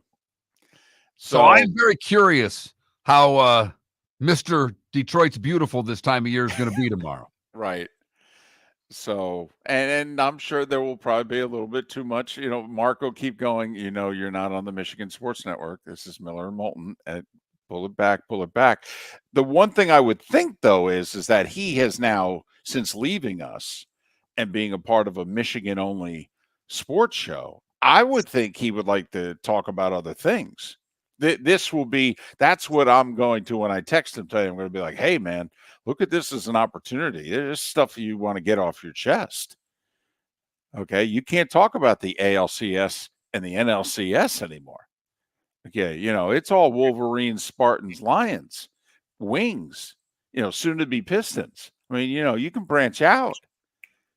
I may get at some point during the bonus hour, I may get his NBA predictions for the season because Trent is a hoophead.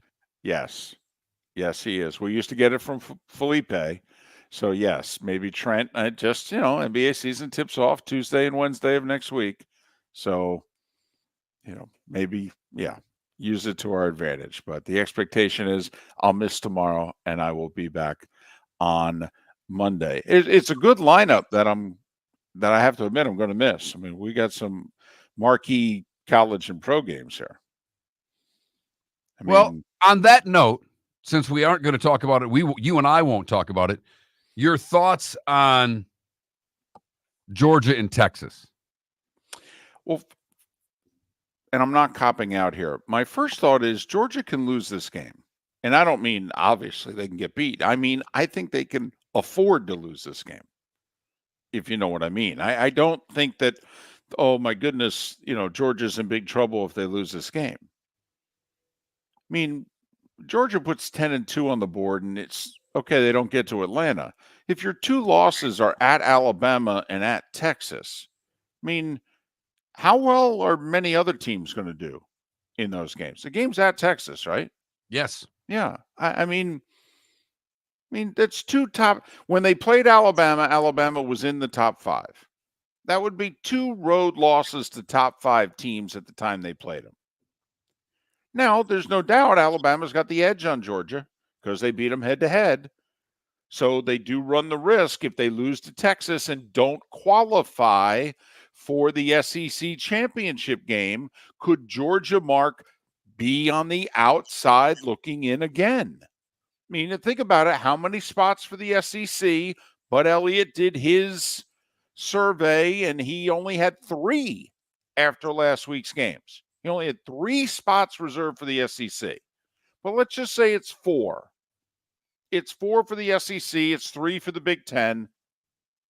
It's 2 for the ACC, 1 for the Big 12, 1 for Notre Dame, 1 for the Group of 5. There's your 12. And if Texas wins Saturday, you can book them in for one of the spots. Yeah. Write them down. And Georgia's spot in the SEC championship game is in jeopardy. Yes, it is.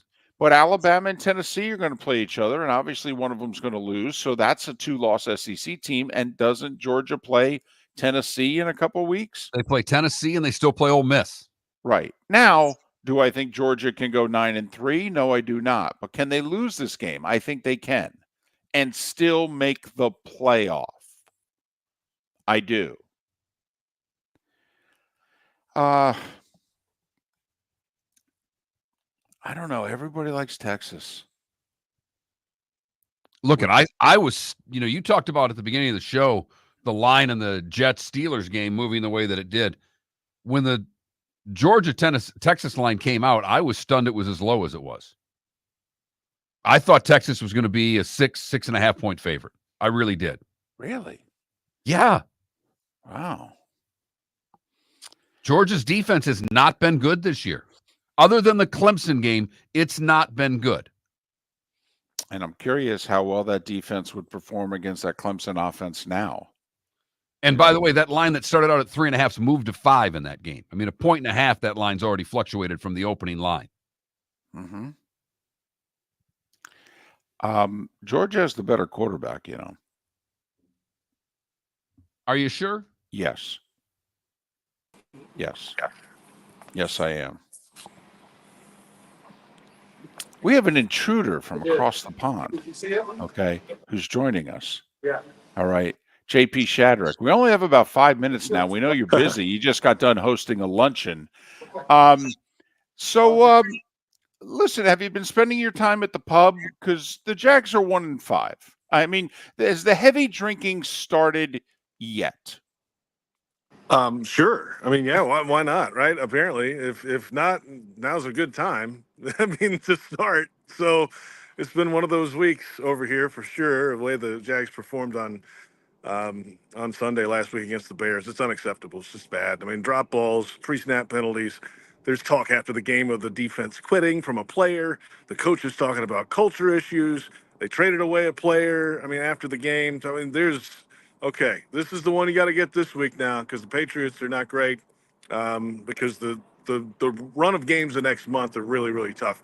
By the way, I'm at Craven Cottage, home of Fulham Football Club right now. So if you're watching us, you see Craven Cottage behind me, and I'm standing on the new stand on the river side, but behind me is the old stand, which is beautiful. But Fulham are here on Saturday against Aston Villa. So Jaguars Sunday the next day. So it's a big weekend for Shad Khan, Jags owner.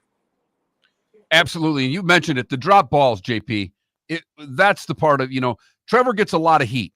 But I go back and I know things went awry. Gabe Davis catches that touchdown pass on the first drive. All of a sudden, you have an 11-play drive that ends up with 6 points, not a dropped ball and 3 points. And Davis had just made the pre-snap penalty on the play before that, so he did not finish that drive very well. Who knows how the game would have turned out? But man, oh man, is this a team that needs to open a game with 6 points? Yeah, it's been too long for that. And then when one thing goes wrong, then they can't seem to pull their way out of the vortex. I mean, it's just terrible. It happened in the Miami game, of course, week 1 when ETN fumbled at the 2 and then the flipped the field. And, they just have had too many instances of that. Is that coaching? At some point, the coach can only walk so far to the white line. Well, that's it. and The player's game, David. I mean, they got to go do it. Mark, too. I mean, they've got to go play and perform and play better. And we're limited on time here, about 2 minutes. But yeah, JP, I mean, isn't it at this point, you had said and others that you really liked the room before the season started. You thought this was a good mix. It's turned out to be a very fragile room. What has happened? I don't know. They've made some investments in a lot of players here, a lot of guys who've played a lot of football. And for whatever reason, it doesn't feel like there's that stopper, that guy that says, you know what, guys, enough is enough. Let's handle this thing. Trevor tried to do that after one of those losses, and, but he's just not his personality, right? There's a limit to some of the guys on defense that you think you can rely on to be that noisy guy in the locker room. So it may not be something that can be fixed this year unless you get somebody in here that's got some ability to go be a jerk to your teammates and ruffle some feathers and then go play well to support that. That's the only way that you'll get the respect, is if you're playing well. That's when they'll start listening to you. But right now, there's not a lot of players playing well in this team. JP, you mentioned Trevor's not really that guy. Does he have to become that guy? Does he have to become that vocal leader? I mean, in his own way, maybe.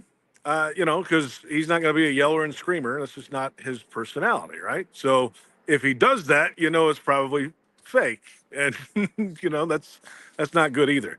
So I think he'll grow into something like that. When success comes, which it will, hopefully, he'll have a little more of a leg to stand on there. But he'll do it in his own way. That's, and let's see if it happens this year. Better happen quick. Jags are 1-5 right now. JP Shadrick, Westwood One, Jags Radio Network. Follow him on X at JP Shadrick, Shadrick. His 2.5 weeks across the pond is coming to a close, as he will have to fly back on the Silver Bird come Sunday. JP, safe travels. Hope all is well. We'll talk next week. All right, guys. Sorry for the delay. We'll see you. You're working. We're interrupting you, Miller and Moulton. The world-famous cigar bar started as a neighborhood place in downtown Fort Myers, and now it's a brand, a destination, with 4 locations. The original place, Henry Street, Fort Myers, Gulf Coast Town Center, on Southeast 47th Terrace off the Cape Coral Parkway, and the Lounge on West 1st Street in Fort Myers. A place to go, whether you just need a relaxing drink and a smoke after a tough day at work, or a place to go celebrate. From relaxation to celebration, the world-famous cigar bar. At Physical Therapy and Balance Centers, our goal is to help you love your life.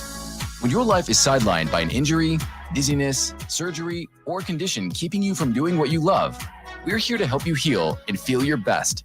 Our therapist evaluation will determine the root cause of your health challenges, resulting in a unique treatment plan customized just for you.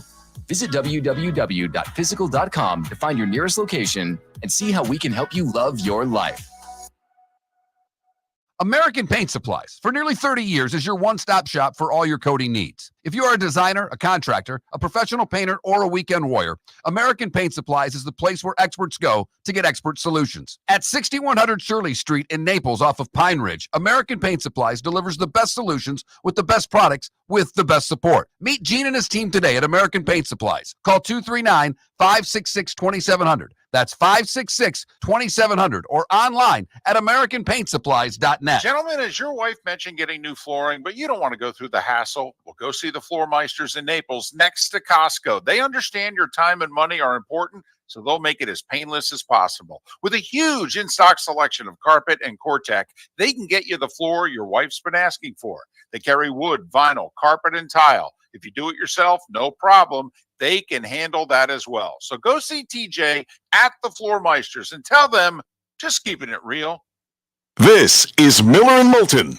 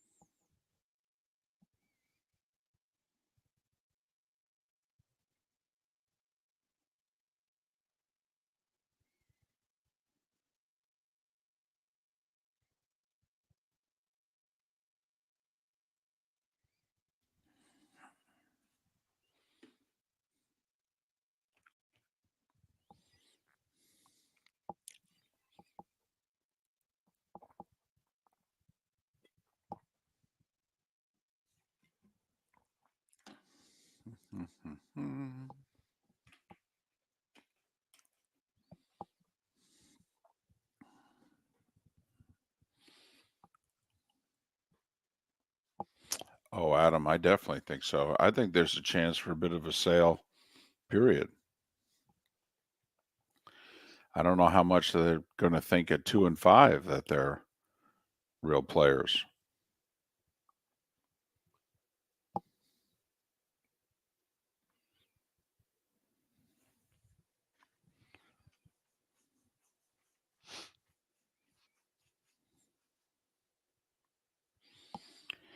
Whew.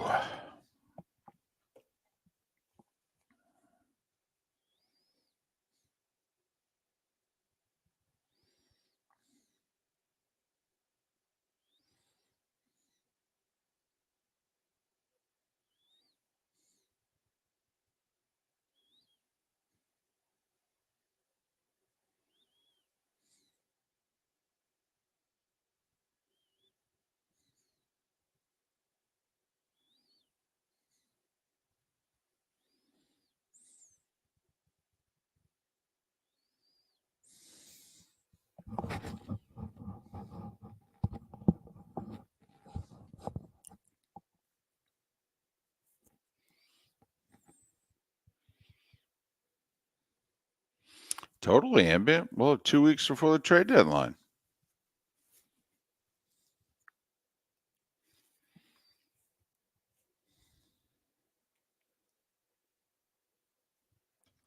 When the Broncos will be sellers because they choked one away against the Saints, ambient. Uh-oh, here he goes. Now he's just egging you on.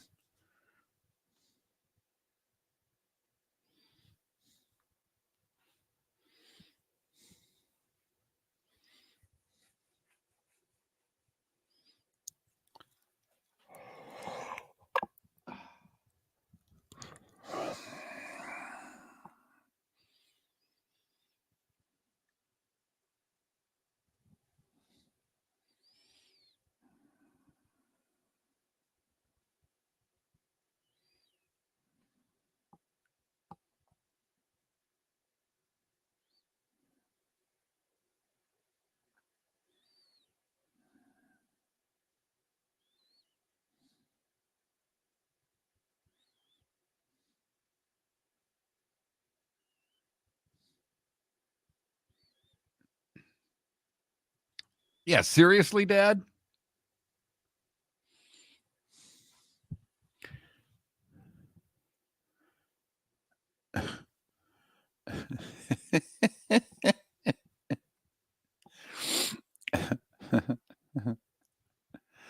You got to pick your shots, Logic Man.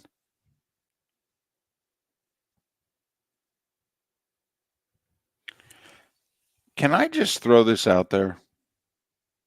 Missouri is home for Auburn, and they're only a 4.5-point favorite. Can somebody help me here? Auburn's 2-4. They're not a good team. No, they're offensively challenged too, aren't they? And only laying 4.5 All at right. home?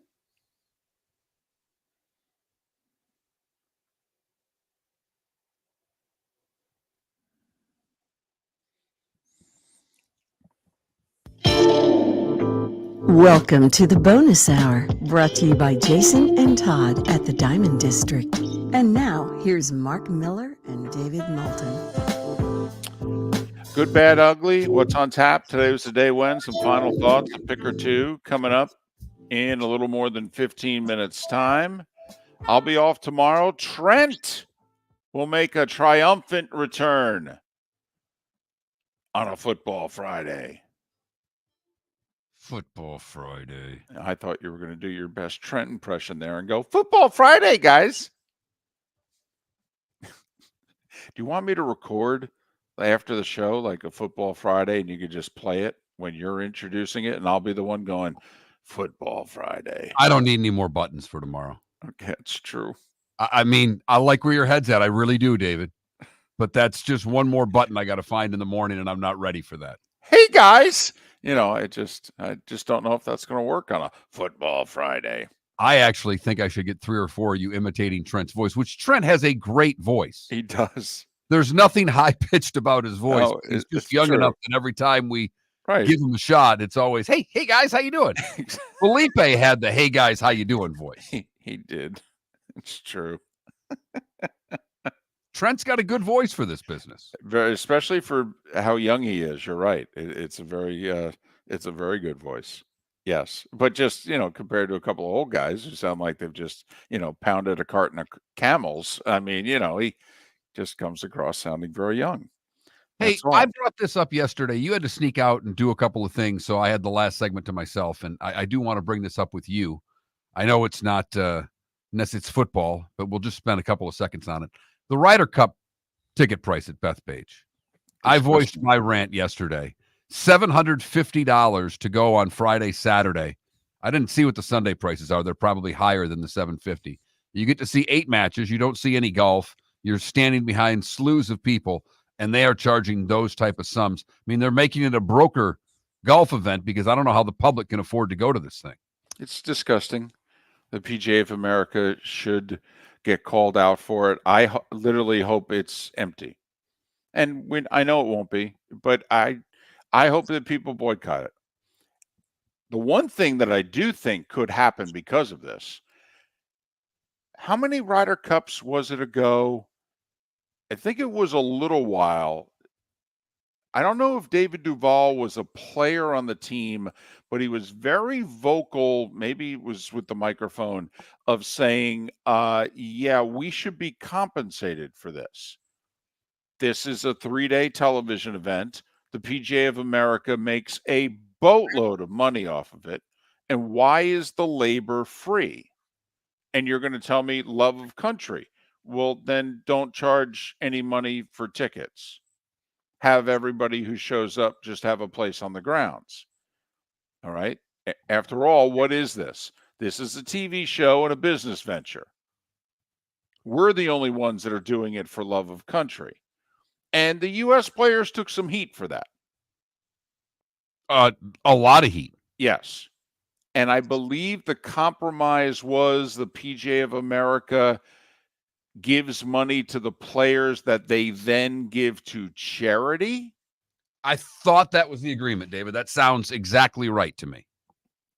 Yeah. If you're going to charge a family of 4, $3,000 to watch 8 matches. We haven't even parked yet. You're going to eat and drink something.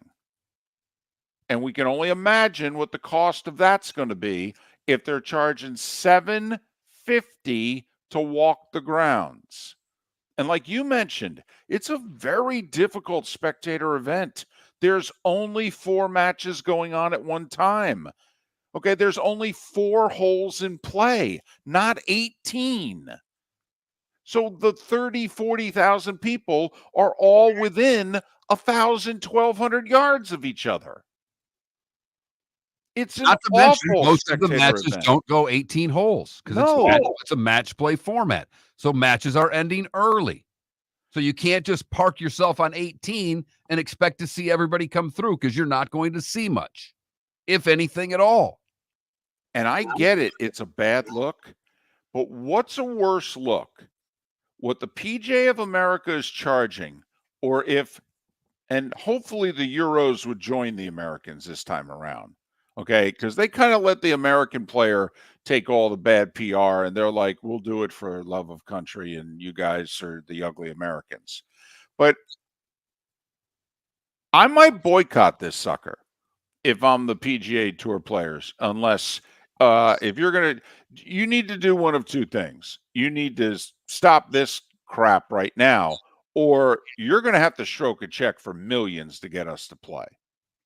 This is a joke. I mean, do we want to do the math?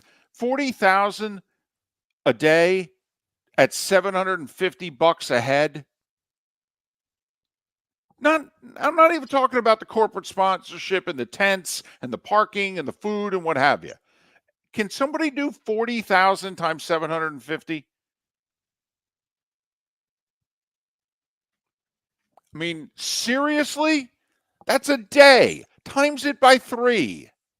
Well, and I think the Sunday tickets may even be more, David, because how I read it was that was just the Friday, Saturday tickets. Come on. It's a joke. It's an absolute joke. disgusting. So, yeah, it's probably best you brought that up when I wasn't around. All right, couple of games for you to pick, David. Let me fly through some of these college games. Alabama, Tennessee.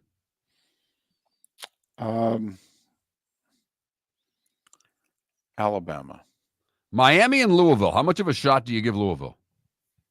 A pretty good one, because I'm worried about Miami's pass defense, and Braum is pretty creative. I think they have better than a puncher's chance. Do the Illini, how much of a shot do you give them against Michigan? I actually think they win. Notre Dame's an 11-point favorite over Georgia Tech. Would you take the points? I would take the points. I do think Notre Dame wins. Because, also it's not a true road game. It's neutral field. It's in Atlanta. Notre Dame will have as many fans there as Tech. Yes, they will. Now, by the way, I think Miami wins. Okay, but I think Louisville, I think that's a game. I'll be very surprised if there's 10 minutes to go in that game and Miami's comfortably ahead. And Nebraska and Indiana. It's actually a big game for both teams. It's a huge game for Indiana. I mean, Nebraska's already got the one loss and the figure they're going to lose to Ohio State. And so, how realistic are they for the playoff, blah, blah, blah. But Indiana, I mean, they can win their Nebraska, Wisconsin type games in around an expected loss to Ohio State. That's an 11-1 Big Ten team. I mean, many of us were penciling in Missouri if they posted 11-1. Why? Yeah, favorable schedule, but you're in the SEC, ... I am curious, Mark, for Indiana's home, correct? They are. And Illinois' home. These are the biggest home games that these programs have played in a while. Can they handle the moment, if you know what I mean? I agree with that sentiment 100%. And I don't know who's going to lose, but one of them will lose. One of them will figure out a way to screw the game up. Well, I'm going to take Indiana for this reason. As much as I love the Nebraska quarterback, and I like Matt Rule a lot as a coach, they don't win close games. Until Nebraska under Matt Rule starts winning close games, and I think this will be a close game, I'll take Indiana. Yeah, I think Michigan's going to beat Illinois. I'm kind of with you on Indiana. I just think Michigan gets it done against Indiana because they're going to overwhelm them at the line of scrimmage. You think Michigan overwhelms a Brett Bielema team at the line of scrimmage? I do. Okay. I think they've been pushed into a corner, and they're going to come out with a lot of fight this week. You mean pushed in the corner like Patrick Swayze in the movie? Pushed in the corner? And, What, you you know, going Roadhouse on me? and we're going old songs and movies today. I just didn't know if you were doing that in the bonus hour too. You know, nobody pushes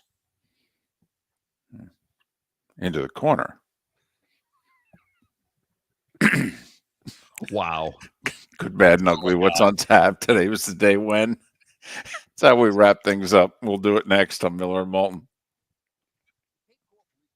Growing. They are currently looking for police officers and are offering a $10,000 signing bonus to newly hired officers. If you desire a career in law enforcement, or if you are already in law enforcement and thinking about making a move to a better agency, think Cape Coral Police Department. If you're looking for a police department that is committed to excellence, that invests in the highest level of training, state-of-the-art equipment, and some of the highest compensation in all of Southwest Florida, then the Cape Coral Police Department is for you. Visit capecops.com. That's capecops.com. Wine glasses never fall over until you get a brand new rug. Oh no! Ketchup bottles act normal till you're wearing a new shirt. Oh, you kidding me? And rocks slide peacefully on the road till the day you get a brand new windshield. Then they fly up off the road and attack without mercy. That's why new windshields from Glass Doctor come with our windshield protection plan. Unlimited repairs and one replacement for 12 months. Don't just fix it, protect it. Glass Doctor. A neighborly company. Mark Miller for Molly Maid. Why Molly Maid, you ask? Trust. Moulton was a customer for 15 years. Affordability. Didn't I just say Moulton was a customer for 15 years? Worry-free services. Our professional house cleaners are fully insured and a 24-hour warranty. Call Molly Maids today at 239-774-5839. That's 239-774-5839 or online at mollymaid.com/FTMYERS. That's mollymaid.com/FTMYERS. Sleep problem but don't want to wear a CPAP mask? This is Mark Miller for Sleep Treatment Direct. The mask wasn't working for me, and I didn't think I had an alternative. I do. We all do. They have such simple alternatives with greater success than the mask. Visit sleeptreatmentdirect.com. That's sleeptreatmentdirect.com. And if you are like me and your CPAP machine isn't working for you, it's time for a change. Call 239-444-1741. That's 239-444-1741. Sleep Treatment Direct. Sleep safe and sound. This is Miller and Moulton.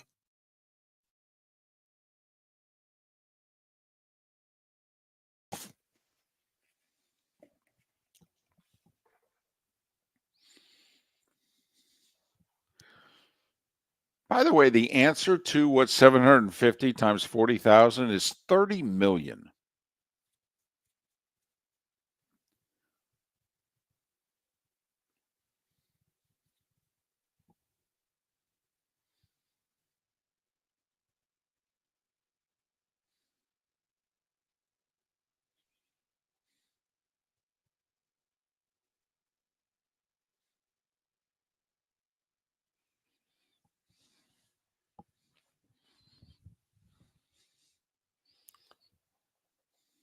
I'd like to thank my mom for the answer,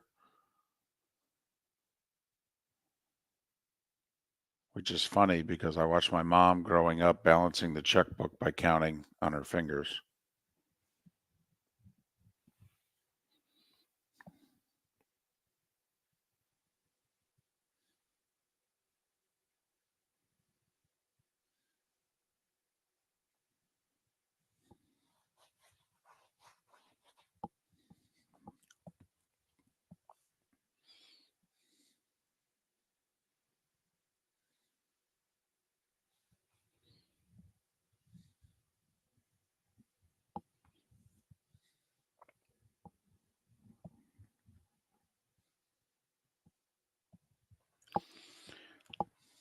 Well, in E, that's why Notre Dame's only playing 3 true road games this year.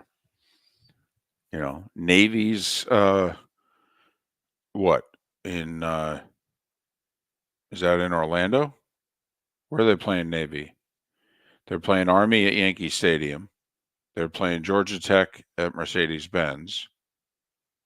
They played A&M, Purdue, and they're playing USC in the Coliseum. They're only playing 3 true road games this year. That's the power of being Notre Dame.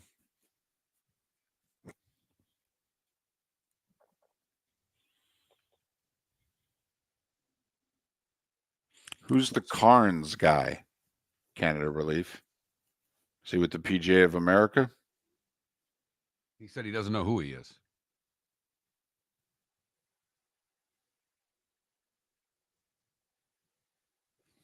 So, Mark, I don't know if you heard me, but 40,000 people times $750 a head is 30 million. Well, seems like a pretty good amount for a day. So we're talking about $100 million in dollars just on attendance. We haven't done parking and suites yet and concessions.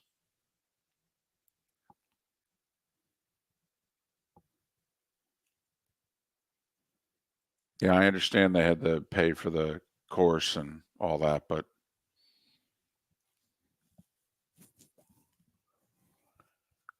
yeah, if I was a player, you got to pay me now. And by the way, do you think the players would be out of line saying $1 million? No. $1 million a player?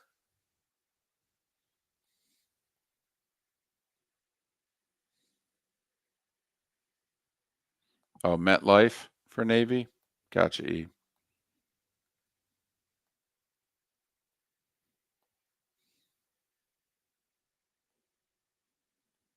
I saw Notre Dame Navy at MetLife back in the day. It was Giant Stadium then.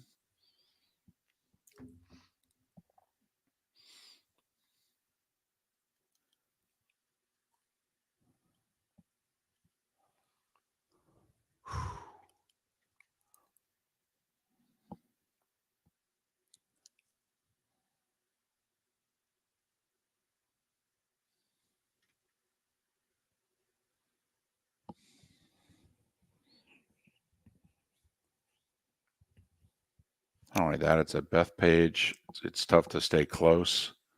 So you're driving an hour. Traffic's brutal at the end of Long Island. Roads aren't very wide. It'd be a miserable fan experience.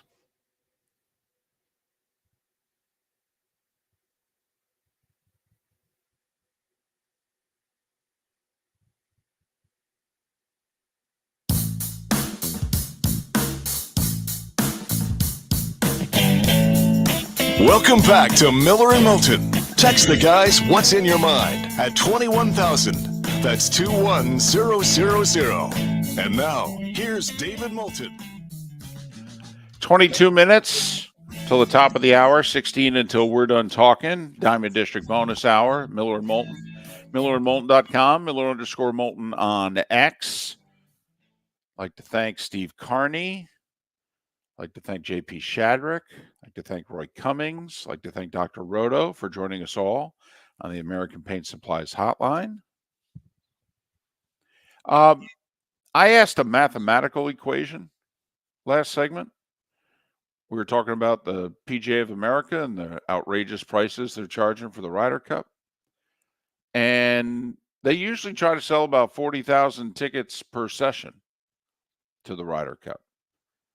So I asked, how much is 40,000 times 750? Because you said that's what they're charging for admission. Right. Yeah, that's 30 million per day for a 3-day event. Mm-hmm. And you said that the price for Sunday might be higher. Friday and Saturday. I've not seen for sure that Sunday ticket prices are higher, but I did. When I first saw the tickets, that was Friday and Saturday was the only way that I read it. Right. So that's $100 million basically from ticket revenue. We haven't sold a suite yet. We haven't sold a corporate sponsorship. We haven't charged for parking. We haven't sold a beer. Right. Oh, yeah. And NBC pays them to televise it handsomely. It's a pretty good chunk of change for those rights. Mm-hmm. And the players are supposed to play for love of country. How much do you think the PGA of America loves country by what they're doing with the Ryder Cup? And you know, we love our tour pros. I mean, our club pros. We love, we do. We love golf professionals at the local level. I feel badly for them that their organization is representing them this way. A lot of these guys struggle okay, to earn a decent living. You have to work long hours at a country club or a public course. You're folding shirts in the golf shop and you're working all the damn time for however many months a year that your golf season is. Many of them have to relocate in parts of this country and work 3, 4, 5 months elsewhere where the weather's better so that they can earn a living for 12 months a year. All right, getting in the golf business, it's not easy. And this is how their organization represents them, making them look like the greediest SOBs in the world? Come on. I mean, if you're a player, I mean, do you think I could stand before 11 others and go, guys, we ain't playing for less than $1 million a person? I'm just telling you right now. They're making 9 figures off us this week. 9. We ain't worth $1 million? I mean, isn't this the cast of Friends turning around to NBC going, yeah, we're going to change the salary structure a little bit? Isn't this when Katie Couric went to NBC and said, yeah, this $1-2 million a year thing's cute. You're making $500 million on this morning show. How about $15 million? Oh, we ain't paying that. Really? Then I ain't doing the show. And guess what, Mark? She got $13 million. We will definitely keep our eye on this, but they doubled down after the initial reports came out. The guy who's in charge of the tournament says we're a tier 1 event. We're similar pricing to Super Bowls and things of that nature, and that's what they think that they are. Not only that, it's a bad spectator event. There's only 4 matches going on in the mornings, Fridays and Saturdays, 4 matches going on in the afternoons. All right. Also, it's on Long Island. It's difficult to get to. There aren't a lot of hotels within 45 minutes of the place. The roads are 1 and 2 lanes when you get close to it. I'm telling you, it would be a horrible spectator weekend experience. Never mind the cost involved. They'll sell 40,000 tickets a day too, David. Ugh. It's that time again, nearing the end, but not quite there yet. Here's Mark Miller with Today Was the Day When. I usually don't go to, wars, but this was a biggie, David. Today in 1777, British General John Burgoyne surrenders at Saratoga. That's right. I think we got a racetrack out of the deal. That was when the French, they delivered for us, baby. That's when we turned the tide. Once we beat them at Saratoga, it was all downhill from there. And they're still calling in that ticket 250 plus years later. Well, we did. I thought we returned the favor. All right. Couple of times. Yeah, I did. I really did. Thought, the 1940s, I thought we came through for them. Today in 1814 was the London beer flood. A bursting vat floods city streets with over 300,000 gallons of ale. It killed 8, plus a possible 9th later who died from alcohol poisoning. Must have tried to drink his way out of it. That's tough to do. 1860, the first British Open. Weather must have been spectacular at Threshold. Willie Parks Sr. wins the inaugural event by 2 strokes over Tom Morris Sr. 1904, the Bank of Italy, which would become Bank of America, opens its doors in San Francisco. 1920, the Decatur Staleys, later known as the Chicago Bears, play the first American Professional Football Association game against an affiliated APFA team. They beat the Rock Island Independents 7-0. Today in 71, the Pirates beat the Orioles 2-1 to win the championship in 7 games. Roberto Clemente, your MVP. And amazingly, that was 71, correct? Yes. Amazingly, 8 years later, the Pirates beat the Orioles 2-1 in Game 7 to win the World Series. Your MVP, Stargell. I got that coming up here in just a couple of minutes because that happened on this same day as well. No, I didn't realize it was the same day. The game was 4-1, not 2-1, but that's neither here nor there. We'll get to it in a second. Because today in 72, Chuck Berry's My Ding-a-Ling was the #1 song in the land. Once again, Springsteen, never a number one hit. Right. My ding-a-ling. Correct. Oakland wins their third consecutive World Series title, defeating the Dodgers today in 74. The MVP Raleigh Fingers. 78, the Yankees repeat as champions, beating the Dodgers in 6. Bucky Dent, the MVP. But as David alluded to, it was today in 79 that the Pirates beat the Orioles at Memorial Stadium. A Game 7 win, Willie Stargell, the MVP. And that was the run from 79 until the Penguins beat the Wings on the road, that the home team had won every deciding game for a championship that had gone to 7. In hockey, basketball, and baseball, home teams were undefeated in Game 7s for the championship for 30 years until the Penguins went into Detroit and beat the Wings. 1988, the Traveling Wilburys released their debut album, their only album, Handle with Care. And today in 89, the earthquake in San Francisco cancels Game 3 of the World Series. Rita Hayworth, Don Coryell, Evel Knievel, and Norm Macdonald would have all celebrated birthdays today. Michael McKeon, you might know him as Lenny from Lenny and Squiggy. He's 77. Alan Jackson, 66. Ernie Els is 55. And Eminem's 52, David. Wow. Right. What did I miss? Well, a couple of things. The Texas Rangers were created today. No, not the baseball team. The actual Texas Rangers. Texas approved the resolution to create the Rangers, a corps of armed and mounted lawmen designed to range and guard the frontier on this day in 1835. So the Texas Rangers, where did that come from? Came from, winning the war against Mexico and the land and protecting it, and the Texas Rangers. And we got Capone on tax evasion today. 1931. Not for killing people. We got him for not paying his taxes. 11 years in federal prison he was sentenced to. Fined $50,000, which I got to admit, 31. The Depression seems like a lot of money.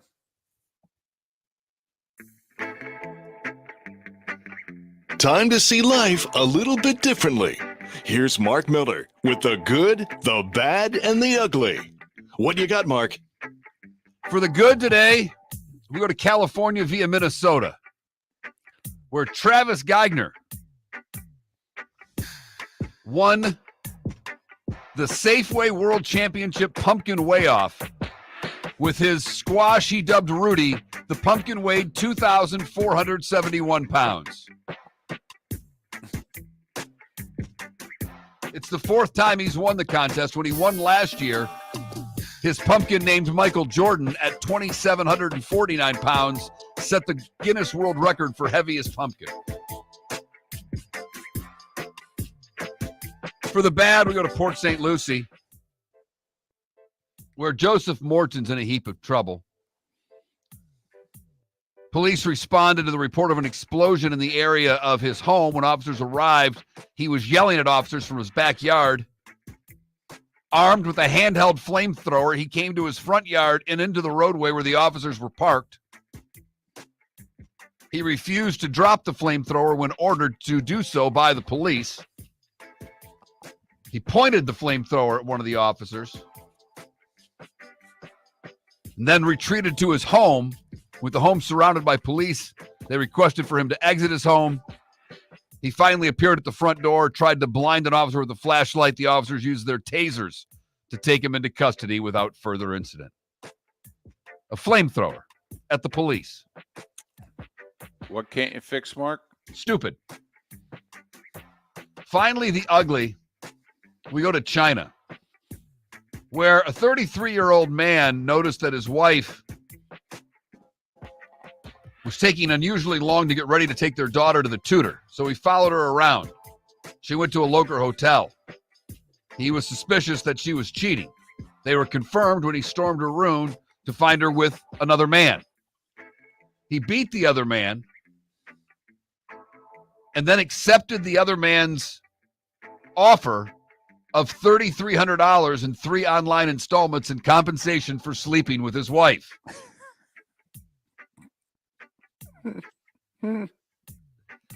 During his divorce proceedings, he was shocked to learn that the man filed a complaint accusing him of extortion. So not only is he now divorced, he didn't get the money, and he went to jail for extorting the man who was sleeping with his wife for the $3,300. Man. That's a trifecta. That is the good, the bad, and the ugly. On today, October the 17th, 2024, the good, the bad, and the ugly brought to you by the Cape Coral Police Department. Wonder if they've ever seen that one. Go to capecops.com, capecops.com, where they are still looking for new officers and are offering a $10,000 signing bonus for all new officers. That's capecops.com. 11 NHL games tonight. Both the Lightning and Panthers are home. Tampa Bay hosting Vegas. Panthers hosting the Canucks. We still have, Dallas is yet to lose. Like the Rangers have lost in overtime, but I'm talking about Dallas is 4-0 and 0. 4 regulation wins. And they're in action tonight in Washington. And we still got winless teams out there. Nashville, for instance, they're 0-3, and they're hosting Edmonton, who picked up their first win of the year the other night. But 11 hockey games tonight. Check a regional cable channel or a streaming service near you. There are 2 college football games tonight, Mark.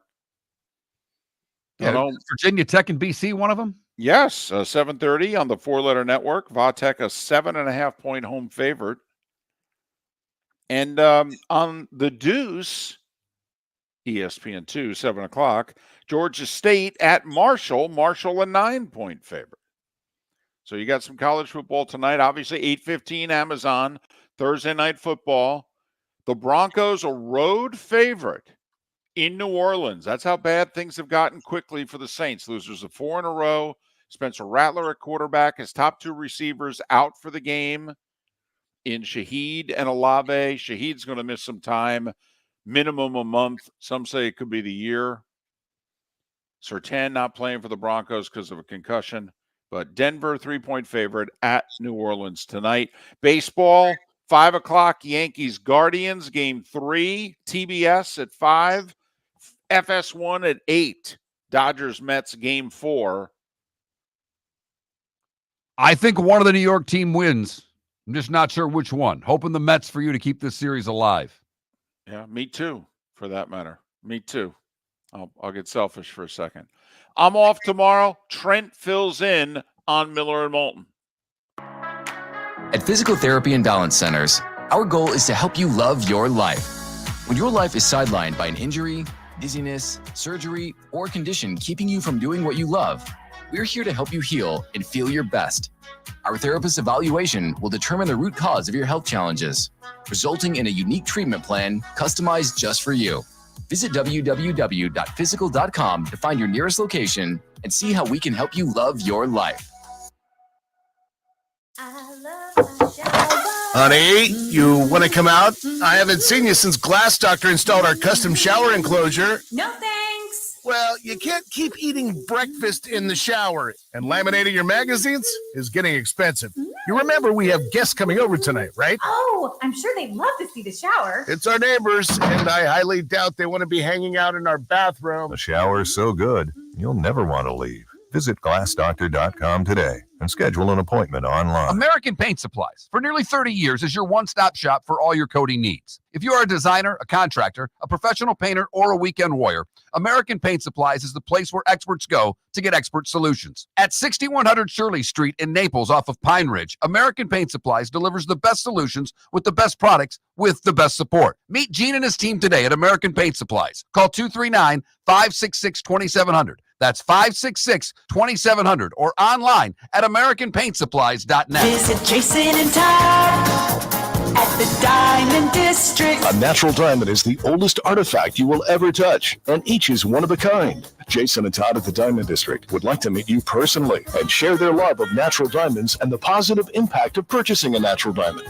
We promise that in our vault sits the largest selection of GIA-certified natural diamonds at the most competitive prices in the world. Jason and Todd look forward to shaking your hand and welcoming you to their Diamond District family.